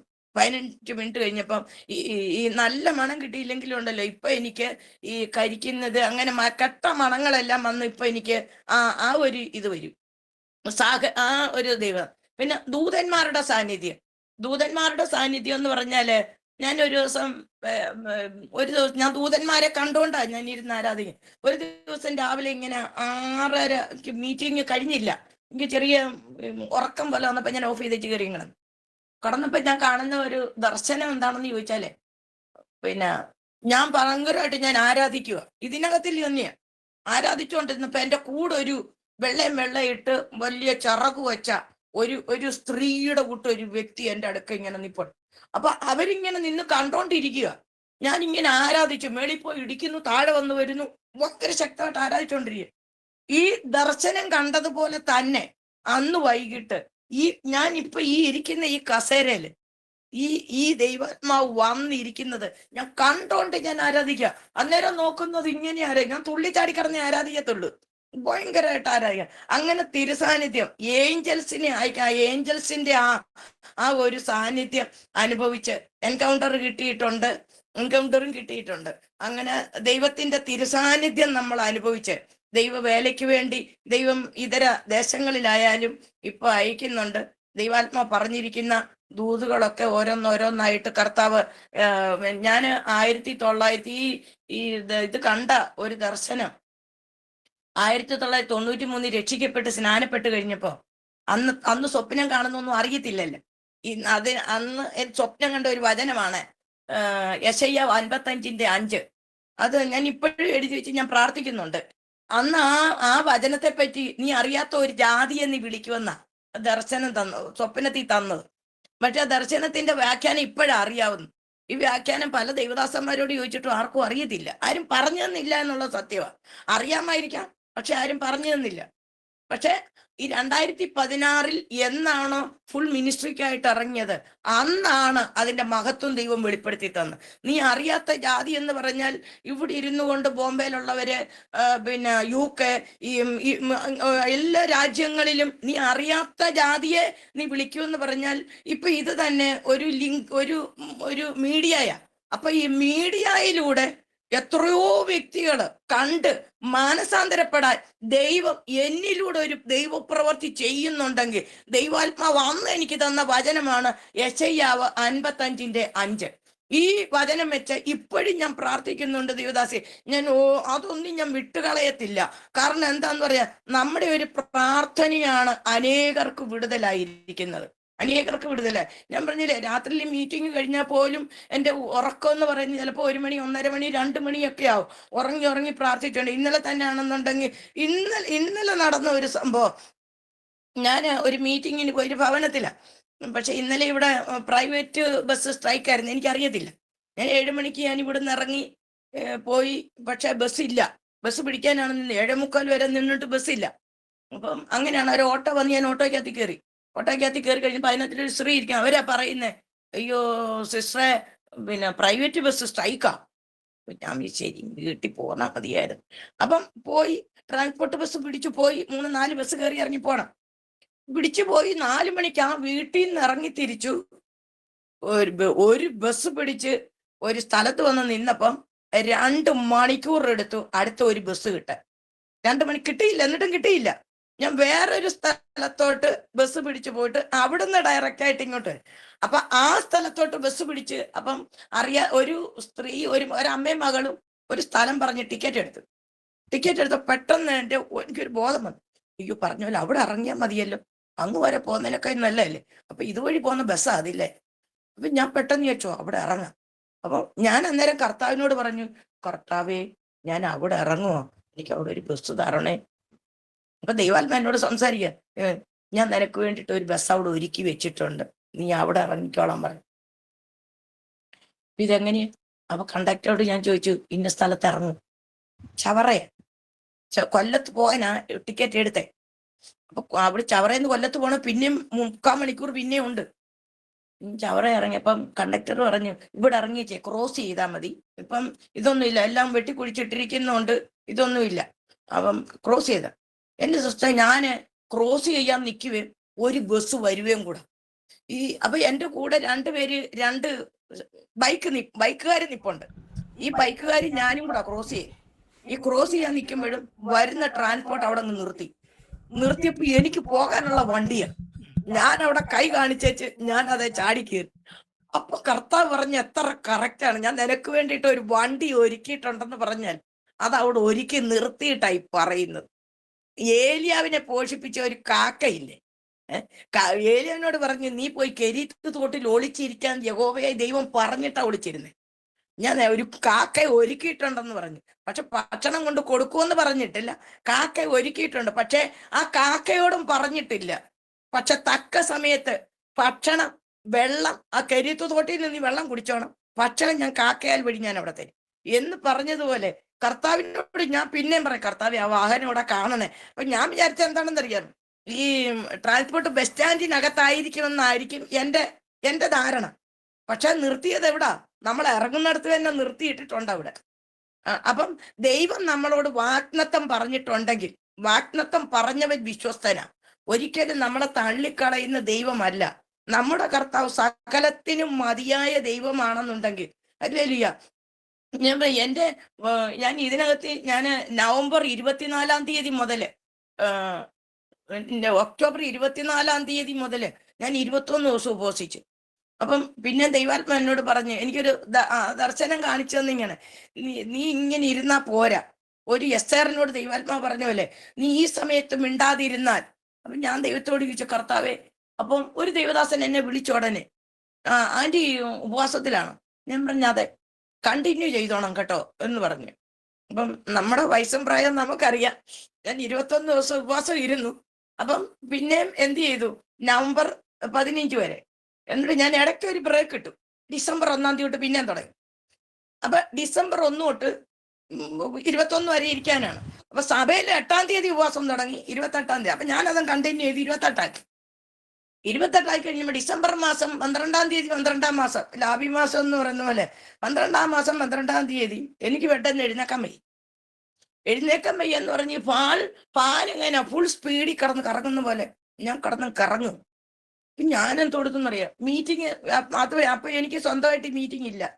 അത് കഴിഞ്ഞിട്ടാ ഞാനിപ്പോ മീറ്റിംഗ് ഉണ്ട്. അപ്പൊ ഞാൻ ദേവദാസിയെ വിളിച്ചു, സിസ്റ്റർ പെട്ടെന്നൊന്ന് പ്രാർത്ഥിക്കും, എനിക്ക് ഫോണൊന്നും എടുക്കാനൊന്നും വയ്യ, ബാത്റൂമിൽ പോകാൻ വയ്യ, എഴുന്നേക്കാൻ വയ്യ, അത്രയ്ക്കും ഇങ്ങനെ കറങ്ങും. അപ്പം പറഞ്ഞ്, അമ്മമ്മ ഉപവാസം എടുക്കുന്നുണ്ടോ? കുഴപ്പമില്ല, മാറിക്കോളും. പ്രാർത്ഥിച്ചു. ഞങ്ങളുടെ ദേവദാസനെ വിളിച്ചു, അച്ഛൻ പ്രാർത്ഥിച്ചു, അമ്മമ്മ ഉപവസിക്കുന്നു. വേറൊരു ദേവദാസനെ വിളിച്ചു, അതെപ്പോഴും ഞങ്ങൾ പ്രാർത്ഥിക്കാൻ വിളിക്കുകയൊക്കെ ചെയ്യുന്നു. ആദ്യം, ആന്റി അത് ഉപവസിക്കുന്നുണ്ടോ? മാറിക്കോളും എന്ന് പറഞ്ഞു. എനിക്ക് തലകറക്കം മാറിയില്ല. ഞാൻ അവിടെ കിടന്നങ്ങ് മയങ്ങി. കാണുമ്പോൾ ഒരു ദർശനമാണ്. ഒരു വയസ്സെന്ന ഒരു സ്ത്രീ, കൂനിയായിട്ടൊരു സ്ത്രീ, അവർ കടന്നു വരുമ്പം അവരുടെ ഈ കുറെ പച്ചലയുണ്ട്. പച്ചല എന്ന് പറഞ്ഞ പപ്പായ ഇല, ഇനി 2-3 സൈസ് ഇലയുണ്ട്. ഈ ഇല കൊണ്ടുവന്നിച്ച്, എനിക്ക് സിറ്റ് ഔട്ട് ഒന്നുമില്ല, പക്ഷെ ഒരു സ്റ്റെപ്പയിൽ ഇരുന്നോണ്ട് ആ ഇല അവിടെ വെച്ചിട്ട് എന്നോട് പറഞ്ഞു, കൈ ഇങ്ങോട്ട് കാണിക്ക്, ഞാൻ പിടിച്ച് പ്രാർത്ഥിക്കാമെന്ന് പറഞ്ഞു. ഞാൻ പറഞ്ഞേ, യേശുവിന്റെ നാമത്തെ എന്റെ കയ്യെ തൊട്ടുപോകരുതെന്ന് പറഞ്ഞു. ഇങ്ങനെ തന്നെ പറഞ്ഞു, ശബ്ദത്തിലാ പറഞ്ഞേ. അപ്പം ഇത് പറഞ്ഞതുപോലെ, യേശുവിന്റെ നാമം പറഞ്ഞതുപോലെ ആ സ്ത്രീ പുറകോട്ടങ്ങ് വീണു. വീണിച്ച് എഴുന്നേറ്റിട്ട്, ഇതെന്തോ ഒരു ശബ്ദം, ഇത് ആരുടെ ശബ്ദമോ, ഇതെന്തോ ശബ്ദമോ, എന്തുവാ ഈ പറയുന്നത്? അപ്പൊ ഞാൻ അന്യഭാഷ പറയാൻ തുടങ്ങി. ഇത് പറഞ്ഞ ഞാൻ അന്യഭാഷ പറയാൻ, ഈ അന്യഭാഷ പറയാൻ തുടങ്ങിയതും ഈ സ്ത്രീ അവിടെ നിന്ന് പോയി. കണ്ട ദർശനമാ. സ്ത്രീ അവിടെ നിന്ന് പോയി, ഇല എടുത്തോണ്ടങ്ങ് പോയി. ഞാൻ ഈ സ്വപ്നം കണ്ടേച്ച് കണ്ണു തുറന്ന് നോക്കുമ്പോ എന്റെ രോഗം മാറി, എന്റെ തലകറക്കവും മാറി. ആലോചിച്ചു പോയി. അപ്പം നമ്മൾ എപ്പോഴും ജാഗ്രതയുള്ളവരായിരിക്കണം. ഞാനിത് പ്രസംഗിക്കുന്നതൊക്കെ ഞാനത് പറഞ്ഞേ, നമ്മൾ അഭിഷേകത്തിന്റെ നിറവിലായിരിക്കണം. ഒരു വ്യക്തിയും നമ്മളെ തൊടാൻ ദൈവം അനുവദിക്കത്തില്ല. അതെ, ആ പിശാചി വന്ന് എന്നെ തൊട്ടിരുന്നുവെങ്കിൽ ആ തലകറക്കം എനിക്ക് മാറത്തില്ല. പക്ഷെ പിശാചിനെ തൊടാൻ ദൈവം എന്നെ അനുവദിച്ചില്ല. അതാണ് ഉടനെ ഓൺ ദ സ്പോട്ടിൽ ഞാൻ പറഞ്ഞു, യേശുവിന്റെ നാമത്തെ എന്റെ കയ്യെ തൊട്ടുപോകരുതെന്ന് പറഞ്ഞത് അവർ താഴെ വീഴുവാനിടയായി തീർന്നു. ദൈവമക്കളെ, ഞാൻ പറഞ്ഞു, നമ്മുടെ നിപ്പില്, കിടപ്പില്, ഇരിപ്പില് എല്ലാം. അതുപോലെ തന്നെ ഞാൻ പറഞ്ഞു, എന്റെ 2024 എന്റെ ഫാദർ മരിക്കുന്നത്. 25 മാർച്ച് 19 തീയതി എന്റെ 19 തീയതി എന്റെ ഫാദർ മരിക്കുന്നു. ലോകത്തിൽ നിന്ന് മാറ്റപ്പെട്ട് കഴിഞ്ഞ് 21 തീയതി ഞാൻ വീട്ടിൽ നിന്ന് വരുമ്പോ എനിക്കൊരു ചെറിയ 2 വീലറല്ല, എനിക്കൊരു ചെറിയ തലകറക്കം വന്നു. അപ്പൊ തലകറക്കം വന്നപ്പോ ഞാൻ പറഞ്ഞില്ലേ, ഞാൻ എപ്പോഴും വലിയ അഭിഷേകം പറഞ്ഞുകൊണ്ടേ നടക്കത്തോ. പെട്ടെന്ന് ദൈവാത്മാ എന്നോട്, നീ വണ്ടി മാറ്റി നിർത്താൻ പറഞ്ഞു, തലകറക്കം മാറിയിട്ട് വണ്ടി ഓടിച്ചാൽ മതി. അത് കേൾക്കാതെ ഓടിച്ചിരുന്നെങ്കിൽ അന്നേ ഞാൻ വണ്ടീനടി പോയേനെ, ഏതെങ്കിലും വണ്ടിയുടെ അടിയിൽ പോയേനെ. പക്ഷെ വണ്ടി മാറ്റി നിർത്തിയതുമല്ല, ഡിവൈഡറിലാ പോയി ഇടിക്കുന്നത്. ഈ ഡിവൈഡറിൽ പോയി ഇടിക്കുമ്പോ വണ്ടി 4 കർണം മറിഞ്ഞു പോയി. ഞാനും അതുപോലെ അങ്ങ് പോയി കഴിഞ്ഞപ്പോ ഈ വാഹനം ഓടിക്കുമ്പോഴൊക്കെ ഒരു ഉൾഭയമുണ്ട്. കാലിൽ 7 കമ്പി കിടപ്പുണ്ട്. ഇടത്തുകാലയിൽ 7 കമ്പിയുണ്ട്. അതിപ്പോഴും എവർലാസ്റ്റിംഗ് ലൈഫ്, അത് മരിക്കുന്നിടം വരെ കിടക്കണ്ട, അതൊന്നും എടുത്തു കളയാൻ പറ്റത്തില്ല. എന്റെ ദൈവമക്കളെ, ഞാൻ പറഞ്ഞില്ലേ, ഈ 4 കരണം പറഞ്ഞിട്ടും എന്റെ ശരീരത്തിന് ഒരു കേടും സംഭവിച്ചിട്ടില്ല. ഒരു കേട് സംഭവിച്ചത് എന്റെ വായ്ക്കകമൊന്നും മുറിഞ്ഞ് എന്റെ മുഖമെല്ലാം വന്നങ്ങ് വീങ്ങി സംസാരിക്കണം. ഈ വലത്ത് കൈ അങ്ങ് ഒടിഞ്ഞു പോയി, ഈ കൈ അങ്ങ് ഒടിഞ്ഞ് തൂങ്ങി കിടക്കുക. അപ്പോഴും ഞാൻ ചാടി എഴുന്നേറ്റിട്ട് ഞാൻ ഈ കൈ എടുത്ത് ഈ കൈക്കകത്തിലോട്ട് ഞാൻ വെച്ചിട്ട് പറഞ്ഞത്, കർത്താവെ, മരണത്തിൽ നിന്ന് വിടുവിച്ച് ജീവനെ തിരിച്ചു തന്നതിനായിട്ട് സ്തോത്രം, ജീവനെ തിരിച്ചു തന്നതിനായിട്ട് സ്തോത്രം പറഞ്ഞുകൊണ്ട് ഇങ്ങനെ ഇരിക്കുമ്പോഴാണ് ആളുകൾ ഓടി വരുന്നത്. ഇങ്ങനെ അങ്ങ് പോയി, ഞാൻ കിടക്കുക കൈ. അപ്പോഴാണ് അങ്ങൊന്നൊരു വണ്ടി വരുന്നു, ആംബുലൻസ് വരുന്നുണ്ട്. അപ്പം നിർത്തിയിട്ട് പറഞ്ഞു, അവര് കരുനാപ്പള്ളി ആശുപത്രിയിലാണ് പോകുന്നതെന്ന് പറഞ്ഞു. പക്ഷെ അവർ അങ്ങോട്ടല്ല എന്നെ വിട്ട് ഒരു പ്രൈവറ്റ് ഹോസ്പിറ്റലിലോട്ട് ഇറക്കി വിട്ടെ. എന്റെ സിസ്റ്റർ, ഈ പ്രൈവറ്റ് ഹോസ്പിറ്റലിലോട്ട് പറഞ്ഞു വിടുമ്പോ എന്റെ കയ്യിൽ ആകെ ഉണ്ടായിരുന്നത് 400 രൂപയാണ്. 200 രൂപയുടെ നോട്ടാ എന്റെ കയ്യിൽ ഇരുന്നത്. ഒന്നുമില്ല, കയ്യില് ജീറോയ വട്ടപൂജ ഒന്നുമില്ല. അപ്പം ഞാൻ ഇങ്ങനെ ഉള്ളിൽ ഇങ്ങനെ പ്രാർത്ഥിച്ചുകൊണ്ടിരിക്കുക, കർത്താവെ, എന്റെ കയ്യിൽ ആകെ ഉള്ളത് ഇവരെന്നെ ഇങ്ങോട്ട് കൊണ്ടുവിട്ടാൽ ഞാൻ എന്തോ ചെയ്യും? ദൈവത്തോട് ചോദ്യം ചോദിച്ചോണ്ടിരിക്കുക. അപ്പോഴും അകത്ത് ചെന്നപ്പോ അവിടെ ചെന്നിരിക്കണ്ടോ, കൂടെ ആരേലും ഉണ്ടോ? ഞാൻ പറഞ്ഞ ആരുമില്ല. അപ്പൊ ആ ഹോസ്പിറ്റലിൽ എൻ്റെ അനിയന്റെ ഭാര്യയുണ്ട്, നഴ്സാ. ഞാൻ പറഞ്ഞു, ഇതുപോലെ എൻ്റെ സഹോദരിയുണ്ട്, ഷീബാബെന്നി എന്ന പേര്. അത് കേട്ടപ്പം അവര് ട്രീറ്റ്മെന്റ് നോക്കുന്നു, എക്സ്റേ എടുക്കാൻ പറഞ്ഞു വിട്ടു, ഇതെല്ലാം നോക്കുക. അങ്ങനെ ഇരിക്കും. എന്നാലും അവര് പറഞ്ഞു പ്ലാസ്റ്റർ ഇടുമ്പോൾ ആള് വേണമെന്ന് പറഞ്ഞു. ഞാൻ എൻ്റെ വീട്ടിലപ്പം 4 കള്ളുകുടിയന്മാരാ, എല്ലാരും അപ്പം മരിച്ച ദുഃഖത്തിൽ കള്ളു കുടിച്ചോണ്ടിരിക്കുക എല്ലാരും. അപ്പൊ ആരെ വിളിക്കാന്? അപ്പൊ ഉള്ളേലുവളെ ആങ്ങളയുടെ മോനും ഈ അടക്കത്തിന് വന്ന, ഈ നഴ്സിംഗ് പഠിച്ചെന്ന് പറഞ്ഞില്ല, അവനും വന്നിട്ടുണ്ട്. അവനാണ് 3ാമത്തെ ആങ്ങളെയും കൊണ്ട് ഹോസ്പിറ്റലിൽ കടന്നു വന്നു. ഹോസ്പിറ്റലിൽ കടന്നു വന്ന് കുറെ വഴക്ക് പറഞ്ഞു. എത്രാമത്തെ ആങ്ങളെന്നറിയാം, കുറെ വഴക്ക് പറഞ്ഞു. എന്തിനാ ഇപ്പൊ ഇങ്ങോട്ട് ഓടി വന്നേ, മാതാവിനെ വിളിക്കണമെന്ന് പറഞ്ഞു. അങ്ങനെ കുറെ കാര്യങ്ങൾ പറഞ്ഞു. ഈ ബെഡിന്റെ ചുറ്റും നിന്ന് പ്രാർത്ഥിക്കാൻ പറയും. അപ്പൊ എനിക്കറിയാം അതിനാ ഓടി വന്നതെന്ന് എനിക്കറിയാം, പ്രാർത്ഥിക്കാൻ പറ്റാത്തതിനെ ഓടി വന്ന്, അങ്ങനെ കുറെ കാര്യങ്ങൾ പറഞ്ഞു. അപ്പം ഡോക്ടർ വന്നിട്ട് വഴക്ക് പറഞ്ഞു, ഇവിടെ കിടന്ന് വഴക്കുണ്ടാക്കാനല്ല, ഉണ്ടായിരിക്കാൻ പറഞ്ഞു. ഇത് പറഞ്ഞോണ്ടിരിക്കും, ഡോക്ടർ പ്ലാസ്റ്റർ ചെയ്തുകൊണ്ടിരിക്കുക. പിടിച്ചിട്ടത് ശരിയായില്ല കേട്ടോ. അപ്പം ഈ ആങ്ങളയുടെ കയ്യിലോട്ടാ ഈ നഴ്സ് ബില്ല് കൊണ്ടുവന്ന് കൊടുക്കുന്നത്. ബില്ല് കൊണ്ടുവന്ന് കൊടുത്തപ്പോ 3000 രൂപയ്ക്ക് അടുത്തുണ്ട്, 50 രൂപയുടെ കുറവേ ഉള്ളൂ. അപ്പം പറഞ്ഞ്, പ്ലസ് നീ ബില്ല് കൊണ്ടുവന്ന് അടച്ചിട്ട് വരാൻ പറഞ്ഞു, കുഞ്ഞിനോട് പറഞ്ഞു. ബില്ല് അടച്ചിട്ട് വന്ന് പ്ലാസ്റ്റർ ഇട്ടുകൊണ്ട് വെളിയിലോട്ട് ഇറങ്ങിയപ്പോഴും കുറെ വഴക്ക് പറഞ്ഞ്, വരുന്നോ, ഞങ്ങളുടെ കൂടെ ഞാൻ പറഞ്ഞു, വരുന്നില്ല, ഞാൻ എൻ്റെ വീട്ടിൽ പോവാം, നമ്മുടെ സ്വാതന്ത്ര്യം നഷ്ടപ്പെട്ടു പോകും, അപ്പൊ എൻ്റെ വീട്ടിലോട്ട് പോവാം. ഞാൻ എൻ്റെ വീട്ടിൽ വന്നു. അപ്പോഴും 200 രൂപ ഓട്ടോ കൊടുത്തിട്ടാ ഞാൻ ഇവിടെ വന്നേ. അപ്പം സിസ്റ്റർ, ഞാൻ അന്ന് രാത്രിയില് ഭയങ്കരമായിട്ട്, കാരണം ആരും ഇല്ല കൂടെ, ഉള്ളത് കർത്താവ് തമ്പുരാൻ മാത്രമേ ഉള്ളൂ. അതിനകത്തിൽ അപ്പന്റെ തിരുസാന്നിധ്യം എപ്പോഴും ഉണ്ടെന്ന് എനിക്കറിയാം. അപ്പൻ എന്നെ ആശ്വസിപ്പിക്കുന്നുണ്ട്, നീ ഭാരപ്പെടണ്ട, ഞാൻ നിന്റെ കൂടെയുണ്ട്, നീ ലജ്ജിക്കത്തില്ല, ഇങ്ങനൊക്കെ എന്നോട് സംസാരിച്ചുകൊണ്ടിരിക്കുക. അപ്പോഴും നമ്മുടെ കരച്ചിൽ നിർത്തുന്നില്ല. ഞാൻ ഭയങ്കരമായിട്ട് കരഞ്ഞോണ്ടിരിക്കുക.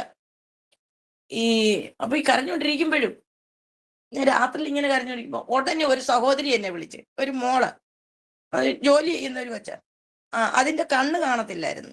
അപ്പൊ എന്നെ അന്ന് പ്രാർത്ഥിക്കാൻ വിളിച്ചു. സ്നാനപ്പെടുന്നത് എങ്ങനാ, എവിടാന്ന് ചോദിച്ച് എന്നോട് ചോദിച്ച്, അങ്ങനെ സ്നാനപ്പെടാനുള്ള ഒരു വഴി ഒരുക്കി കൊടുത്തു. കണ്ണിന് വേണ്ടി പ്രാർത്ഥിച്ചുകൊണ്ടിരിക്കുവാണ്. ഇപ്പം ആ കുഞ്ഞ് എന്നോട് പറഞ്ഞു, ആന്റി, ഞാൻ നാളെ പോവാം, ജോലി സ്ഥലത്ത് പോവാം, ആന്റിക്ക് ആക്സിഡന്റ് ആയെന്ന് പറഞ്ഞ് ഗ്രൂപ്പിൽ കണ്ടു, ആന്റിക്ക് അതിന്റെ നന്മ തരാം, ആന്റിയുടെ അക്കൗണ്ട് നമ്പർ പറയാൻ പറഞ്ഞു. എന്റെ സിസ്റ്റർ പറഞ്ഞത് ഒരു ചെറിയ എമൗണ്ടാ പറഞ്ഞത്, പക്ഷെ പറഞ്ഞതിന്റെ ഇരട്ടി ദൈവാത്മാവ്. ഞാൻ രാവിലെ കണ്ണു തുറന്നൊക്കെ എന്റെ അക്കൗണ്ടിൽ കിടപ്പുണ്ട്. 5000 പറഞ്ഞത്, പക്ഷെ 10000 രൂപ എനിക്ക് അയച്ചു തന്നു. എന്ന് പറഞ്ഞല്ല, ദൈവാത്മാവ്. അന്നേരം ഞാൻ ദൈവത്തിനോട് ചോദിച്ചു, കർത്താവേ, തന്ന നന്മയ്ക്കായിട്ട് സ്തോത്രം. 45 ദിവസം ഈ കൈയും വെച്ചുകൊണ്ട്, ഈ കൈ കെട്ടിയതും വെച്ചുകൊണ്ട്, അന്നേരം കൈ കെട്ടിയോട് ഞാൻ പറഞ്ഞില്ല, ആരും 5 വെള്ളം എടുത്ത് തരാൻ ആരുമില്ല, നമ്മുടെ കാര്യങ്ങൾ നോക്കാൻ ആരുമില്ല. അപ്പോഴും ദൂതനെ പോലെ അപ്പുറത്തെ ആ സഹോദരി, ഈ ഹോട്ടലിൽ നടത്തുന്ന ഒരു സഹോദരി, ഒരു മോളാ, 10-40 വയസ്സേ ഉള്ളൂ.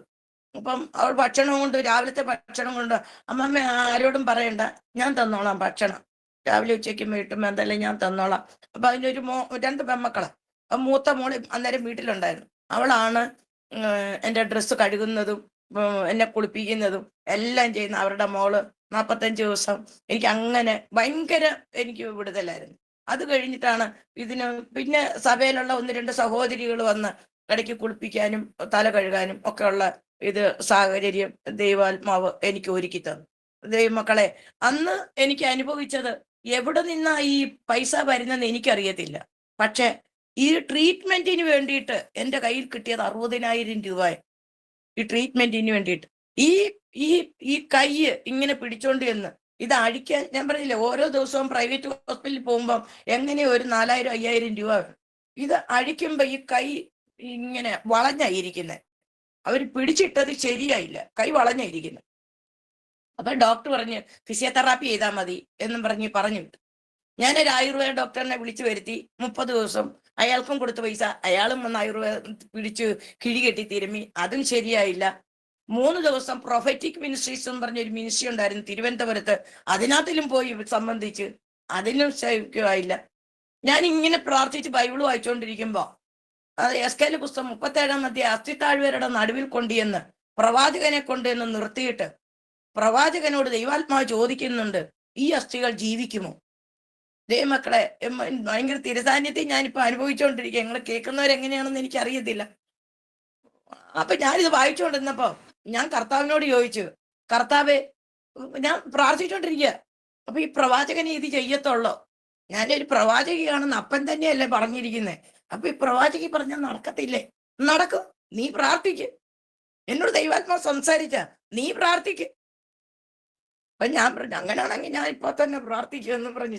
ആ വചനം വെച്ചോണ്ട് ഞാൻ പ്രാർത്ഥിച്ചു.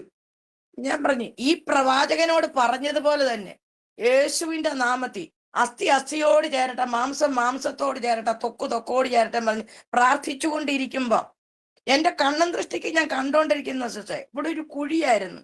ഒരു വിരല് വെച്ചാൽ നകന്നു പോകും. എന്റെ കൈ മടക്കി പിടിക്കാനൊന്നും പറ്റത്തൊന്നുമില്ല. എനിക്ക് ചോറ് വാരി തിന്നാൻ പറ്റത്തില്ല, സ്പൂൺ വെച്ചും തിന്നാൻ പറ്റത്തില്ല. ഇങ്ങനെ വാരി കൊണ്ടുവന്ന് ഒന്നും കൊണ്ടുപോകത്തൊന്നുമില്ല. അന്ന് ഞാനിങ്ങനെ സത്യം പറഞ്ഞ കരഞ്ഞോണ്ട് പ്രാർത്ഥിക്കുന്നത്. ഞാൻ ഈ ഒരു വിരൽ മുഖക്ക ഇവിടെ ഇങ്ങനെ, അന്നേരം ഞാൻ പുഴു എഴയുന്നത് പോലെ എൻ്റെ ശരീരത്തിൽ നിന്ന് മാംസം ഇറങ്ങി വന്ന് ഈ കുഴി മൂടുന്നത് ഞാൻ കണ്ടുകൊണ്ടിരിക്കുക.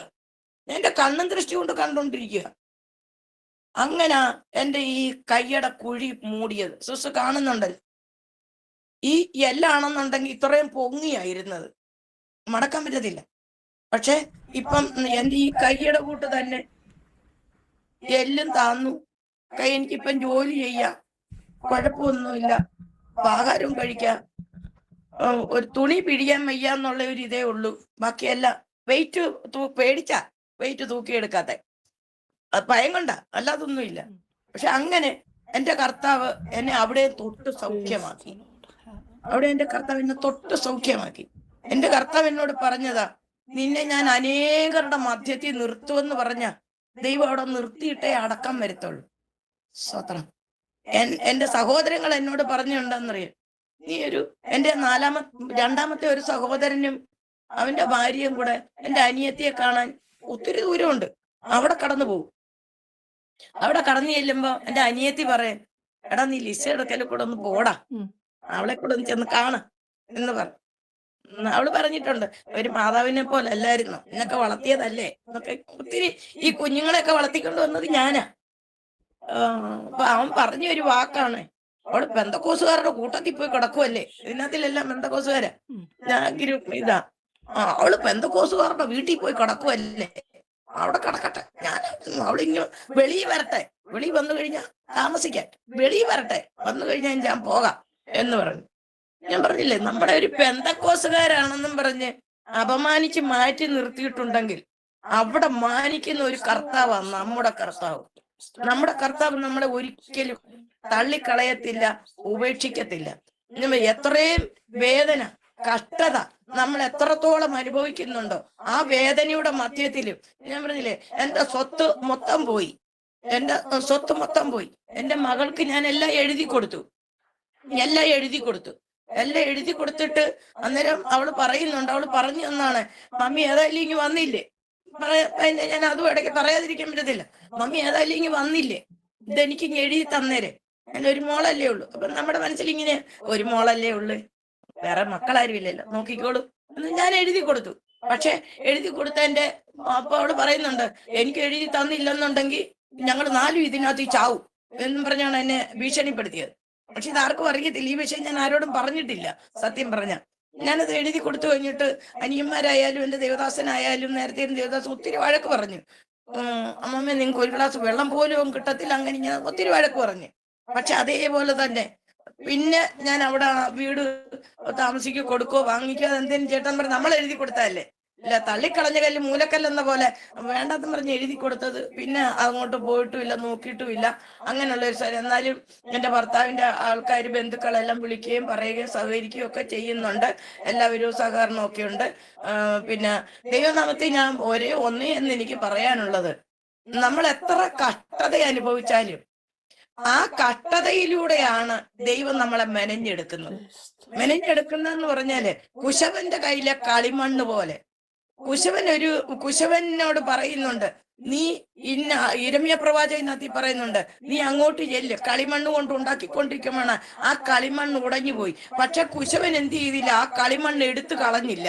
എടുത്തു കളയാതെ അവന് ഇഷ്ടമുള്ള, അവന് തോന്നിയതുപോലെ അവനൊരു പാത്രം മെനഞ്ഞ്, തോന്നിയതുപോലെ ഒരു പാത്രം ഉണ്ടാക്കിയെടുത്ത് എങ്ങനെയാണെന്ന് ചോദിച്ചാൽ അവൻ ഇഷ്ടമുള്ള ഒരു പാത്രമാ. അപ്പൊ യഹോവയായി ദൈവം പ്രവാചകനോട് ചോദിക്കുന്നുണ്ട്, ഈ കുശവൻ മണ്ണ് കളഞ്ഞോ? ഇല്ല. ഈ മണ്ണ് നല്ലൊരു മാനപാത്രമാക്കി എടുത്തതുപോലെ നമ്മളെ നല്ലൊരു മാനപാത്രമാക്കി എടുത്തുകൊണ്ടിരിക്കുക ഓരോ ദിവസവും, ഓരോ സമയവും. അപ്പൊ പലപ്പോഴും ഞാൻ ദൈവത്തിനോട് ചോദിച്ചിട്ടുണ്ട്, കർത്താവേ ഇതെന്നാ അപ്പ ഒരു മാനപാത്രമാകുന്നത്? പലപ്പോഴും ദൈവാത്മാ ഞാൻ കണ്ട ഒരു നല്ലൊരു മാനപാത്രമാക്കി ഞാനിവിടെ പ്രാർത്ഥിച്ചുകൊണ്ട് കിടക്കുമ്പോ ഒരു ദിവസം രാവിലെ ഞാൻ പ്രാർത്ഥിച്ചുകൊണ്ടിരിക്കുമ്പോ ഭയങ്കര ഒരു ഞാനൊരു ദർശനം കാണുന്ന ഇങ്ങനെയാണ്. പിന്നെ കർത്താവ് മേഘത്തിൽ പ്രത്യക്ഷപ്പെട്ടു വന്ന് ഭയങ്കര ഒരു രൂപം. ആ രൂപത്തെ എങ്ങനെ വർണ്ണിക്കാൻ എനിക്ക് പറ്റത്തില്ല. പക്ഷെ ഞാൻ കരയുക. ഈ പാട്ട് കേട്ടോണ്ടാ കരയുന്നേ. അതായത് മരിച്ച വീട്ടിലെ പാട്ടാ. പക്ഷെ ഇത് കേട്ടപ്പോ ഞാൻ അങ്ങ് കരയുക. അപ്പൊ ഞാൻ കരഞ്ഞോണ്ട് ഞാൻ പറയുന്നുണ്ട്, യേശുപ്പച്ച എന്നെ ഇട്ടിട്ട് പോവല്ലേ, ഒറ്റയ്ക്കല്ലേ യേശുപ്പച്ച എന്നെ ഇട്ടിട്ടില്ല. ഒരു കൊച്ചു കുഞ്ഞുങ്ങളെ LKG പോകാൻ നേരം കരയുന്ന പോലെ, എന്നെ ഇട്ടിട്ട് പോവല്ലേ, എന്നെ ഇട്ടിട്ട് പോലെ ഞാൻ കരഞ്ഞോണ്ടിരിക്കുക, ശക്തമായി കരയുന്നത്. അപ്പോഴാണ് ഒരു വലതുകരം വന്ന് എന്നെ ഇങ്ങനെ തലയിൽ 3 പ്രാവശ്യം ഇങ്ങനെ തലോടി. നീ കരയണ്ട, ഞാൻ നിന്റെ കൂടെ ഉണ്ട്. ഞാൻ അനുഭവിച്ചതാ കേട്ടോ. പിന്നെ ഞാൻ കരയുക. അപ്പൊ ഇട്ടിട്ട് പോവല്ലേ, അപ്പൊ ഇട്ടിട്ട് പോവല്ലേ കരഞ്ഞിടുന്നപ്പോ പെട്ടെന്ന് ഒരു കരം എന്നെ വന്നങ്ങ് കെട്ടിപ്പിടിക്കണം. ആ കരത്തിന്റെ വെയിറ്റ് എന്ന് പറഞ്ഞാല് എത്ര കിലോ വെയിറ്റ് ആണെന്ന് പോലും എനിക്കറിയത്തില്ല. നമ്മൾ അനുഭവിച്ച ഒരു അനുഭവം അത്. ഒരു എൻകൗണ്ടർ എന്ന് പറഞ്ഞാൽ അതാണ് എൻകൗണ്ടർ അനുഭവം. 15 മിനിറ്റ് അങ്ങനെ ഞാൻ ദൈവ സാന്നിധ്യത്തിൽ ഞാൻ ഇരുന്നു. അങ്ങനെ ദൈവത്തിന്റെ കൃപയാല് എൻകൗണ്ടറും കിട്ടി. കർത്താവിന്റെ തിരുസാന്നിധ്യം അനുഭവിക്കാൻ ഇത്രത്തോളം ദൈവം എന്നെ സഹായിച്ചു. നിങ്ങൾ ഇത് കേൾക്കുന്ന ദൈവമക്കൾ, നിങ്ങൾ നിങ്ങളെ ആരെങ്കിലും നിന്ദിക്കുന്നുണ്ടോ? വചനം പറയുന്ന നിങ്ങളെ നിന്ദിക്കുന്നുണ്ടോ? വചനം വായിക്കുന്ന നിങ്ങളെ നിന്ദിക്കുന്നുണ്ടോ?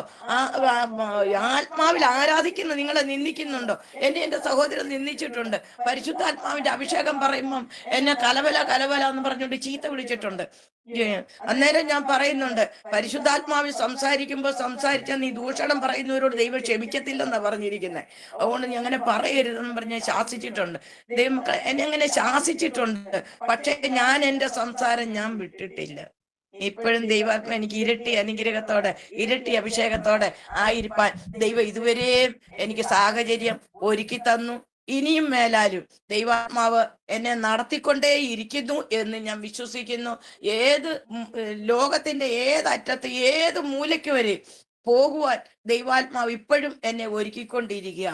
ഇത് കേൾക്കുന്ന നിങ്ങൾ വചനത്തെ അനുസരിച്ച്, ദൈവാത്മാവിനെ അനുസരിച്ച് നിങ്ങളായിരുന്നാൽ നിങ്ങളെല്ലാവരെയും ദൈവം ധാരാളമായിട്ട് അനുഗ്രഹിക്കുമാറാകട്ടെ എന്ന് പ്രാർത്ഥിച്ചുകൊണ്ട് ദൈവസന്നിധിയിലായിരിക്കുന്നു. ദൈവം നിങ്ങളെല്ലാവരും അനുഗ്രഹിക്കട്ടെ. Okay devadasi, thank you. കർത്താവ് സഹായിക്കട്ടെ. ദേവദാസി അവിടെ ഇരുന്നുണ്ട് തന്നെ ആ വീടിൻ്റെ ഒരു ഇതൊന്ന് കാണിച്ചാട്ട്. കാരണം ഒരു കാർ ഷെഡിനകത്ത് ഒരു ദേവദാസൻ്റെ ദാനമായിട്ട് കാർ ഷെഡിനകത്ത് ഒരു ആണല്ലോ താമസിക്കുന്നത് ഇപ്പോഴും. കർത്താവ് ആ തന്ന ഒറ്റയ്ക്കാണെങ്കിലും ആ ഭവനം ഒന്ന് കാണിച്ചാട്ട്. സ്തോത്രം പ്രേഷ്യസ് ഹല്ലേലൂയ. എനിക്ക് അങ്ങനെ അറിയത്തില്ല സിസ്റ്റർ, അതുകൊണ്ട് ഓക്കെ ഓക്കെ ഓക്കെ. ആ ആ ഒരു ഷീറ്റ് ഇട്ടതാ.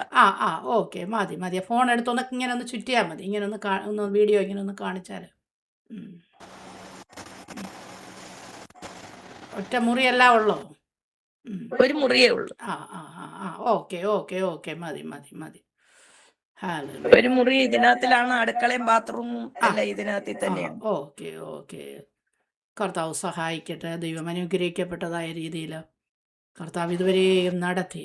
ദൈവത്തിൻ്റെ സാന്നിധ്യം, ദൈവത്തിൻ്റെ സാമീപ്യം, ഹല്ലേലൂയ, ദൈവത്തിൻ്റെ സാമീപ്യം, ഹല്ലേലൂയ, ജീവിതത്തിൽ അനുഭവിച്ചറിയുവാൻ. ഈ ലോകത്തിലുള്ളതെല്ലാം മൺമയമാണ്, ഇതെല്ലാം തകർന്നു പോകുന്നതാണ്, നശിച്ചു പോകുന്നതാണ്, ഇതൊന്നും ശാശ്വതമല്ല. എന്നാലും നമ്മൾ മനുഷ്യനായതുകൊണ്ട് നമ്മുടെ ശരീരത്തിന് നനയാതൊക്കെ കിടക്കാനും ഒക്കെ ഈ ലോകത്തിൽ അതൊക്കെ നമുക്ക് ആവശ്യമാണ്. കർത്താവ് ഇത്രത്തോളം ദൈവദാസിക്ക് തന്നല്ലോ, ഇനി ഒരു അനുഗ്രഹിക്കപ്പെട്ട ഭവനം കർത്താവ് നൽകി തരട്ടെ. എല്ലാവരും തള്ളിക്കളയുമ്പോൾ തള്ളിക്കളയാത്ത ദൈവത്തിൻ്റെ സാന്നിധ്യം, പലപ്പോഴും ദൈവദാസി പറഞ്ഞതുപോലെ ദൈവം നമ്മെ ആശ്ലേഷിക്കുന്ന ആ ഒരനുഭവം, ദൈവത്തിൻ്റെ ആ ഒരു പ്രസൻസ് അനുഭവിക്കുന്നതായ അവസ്ഥകൾ, അതൊക്കെയാണ് ജീവിതത്തിലെ ഏറ്റവും വലിയതായ കാര്യങ്ങൾ. ഭൂമിയിൽ കർത്താവിൻ്റെ ദാസിക്ക് ദൈവം ജീവിപ്പാനുള്ളതെല്ലാം നൽകി തരട്ടെ. പിന്നെയും വിശ്വസ്തയോടെ കർത്താവിൻ്റെ നാമത്തിന് വേണ്ടി നിൽക്കുക. ആയുസ്സും ആരോഗ്യമൊക്കെ കർത്താവ് പ്രദാനം ചെയ്യട്ടെ. God bless you sister. ഞങ്ങളോടൊപ്പം വന്നതിന് ഒത്തിരി സന്തോഷമുണ്ട്, നന്ദിയുണ്ട്. കർത്താവ് അനുഗ്രഹിക്കട്ടെ. നമ്മുടെ പ്രേക്ഷകർക്ക് വേണ്ടി ഒന്ന് പ്രാർത്ഥിച്ചാട്ടെ. ഹല്ലേലൂയ, സ്തോത്രം. ആമേൻ, ഹല്ലേലൂയ. സ്തുതിക്കുന്നു കർത്താവേ, അങ്ങനെ നന്ദി നിറഞ്ഞ ഹൃദയത്തോട് സ്തോത്രം. ഞങ്ങളുടെ നാമത്തെ മഹത്വപ്പെടുത്തുന്നു കർത്താവേ. ഇത്രത്തോളം കർത്താവേ, ഹല്ലേലൂയ, ഈ മീഡിയ വഴിയായിട്ട് സാക്ഷ്യം പറയുവാൻ കർത്താവ് സഹായിച്ചു. കർത്താവ്, ഈ സംപ്രേഷണം കേട്ടുകൊണ്ടിരിക്കുന്ന ദൈവമക്കൾ കർത്താവ് എല്ലാവരെയും ദൈവം ധാരാളമായി അനുഗ്രഹിക്കണം. ആരെങ്കിലും രോഗഭാരത്തിലായിട്ടുണ്ടെങ്കിൽ കർത്താവെ, ഇത് കേൾക്കുന്നവരുടെ മേൽ അങ്ങയുടെ അത്യന്ത ശക്തി വ്യാപരിച്ച് അവർ വിശ്വാസ ജീവിതത്തിലേക്ക് കടന്നു വരുന്നതിന് വേണ്ടി, വിശ്വാസ ജീവിതത്തിലേക്ക് അല്ലെങ്കിൽ ഈ വചനം ഏറ്റെടുത്ത് വിശ്വാസ ജീവിതത്തിലേക്ക് കടന്നു വരുന്നതിന് വേണ്ടി സമർപ്പിച്ചു പ്രാർത്ഥിക്കുന്നു. എല്ലാവരെയും ധാരാളമായി അനുഗ്രഹിക്കണം. ഈ മീഡിയയും കർത്താവിന്റെ കരങ്ങളിലേക്ക് ഏൽപ്പിക്കുന്ന സകലത്തും നന്നായി ചെയ്തു എന്ന് പറയുവാൻ തക്കവണ്ണം കർത്താവിന്റെ പ്രവൃത്തി ഇതിലൂടെ വെളിപ്പെടുത്തി അനുഗ്രഹിക്കുമാറാകണമെന്ന് പ്രാർത്ഥിക്കുന്നു. പ്രാർത്ഥന കേട്ടിരിക്കുക. സ്തോത്രം. യേശുവിന്റെ നാമത്തിൽ അപേക്ഷിക്കുന്നു. കൃപയോട് കേൾക്കണം. സ്വർഗ്ഗസ്ഥനായ പിതാവേ, ആമേൻ ആമേൻ.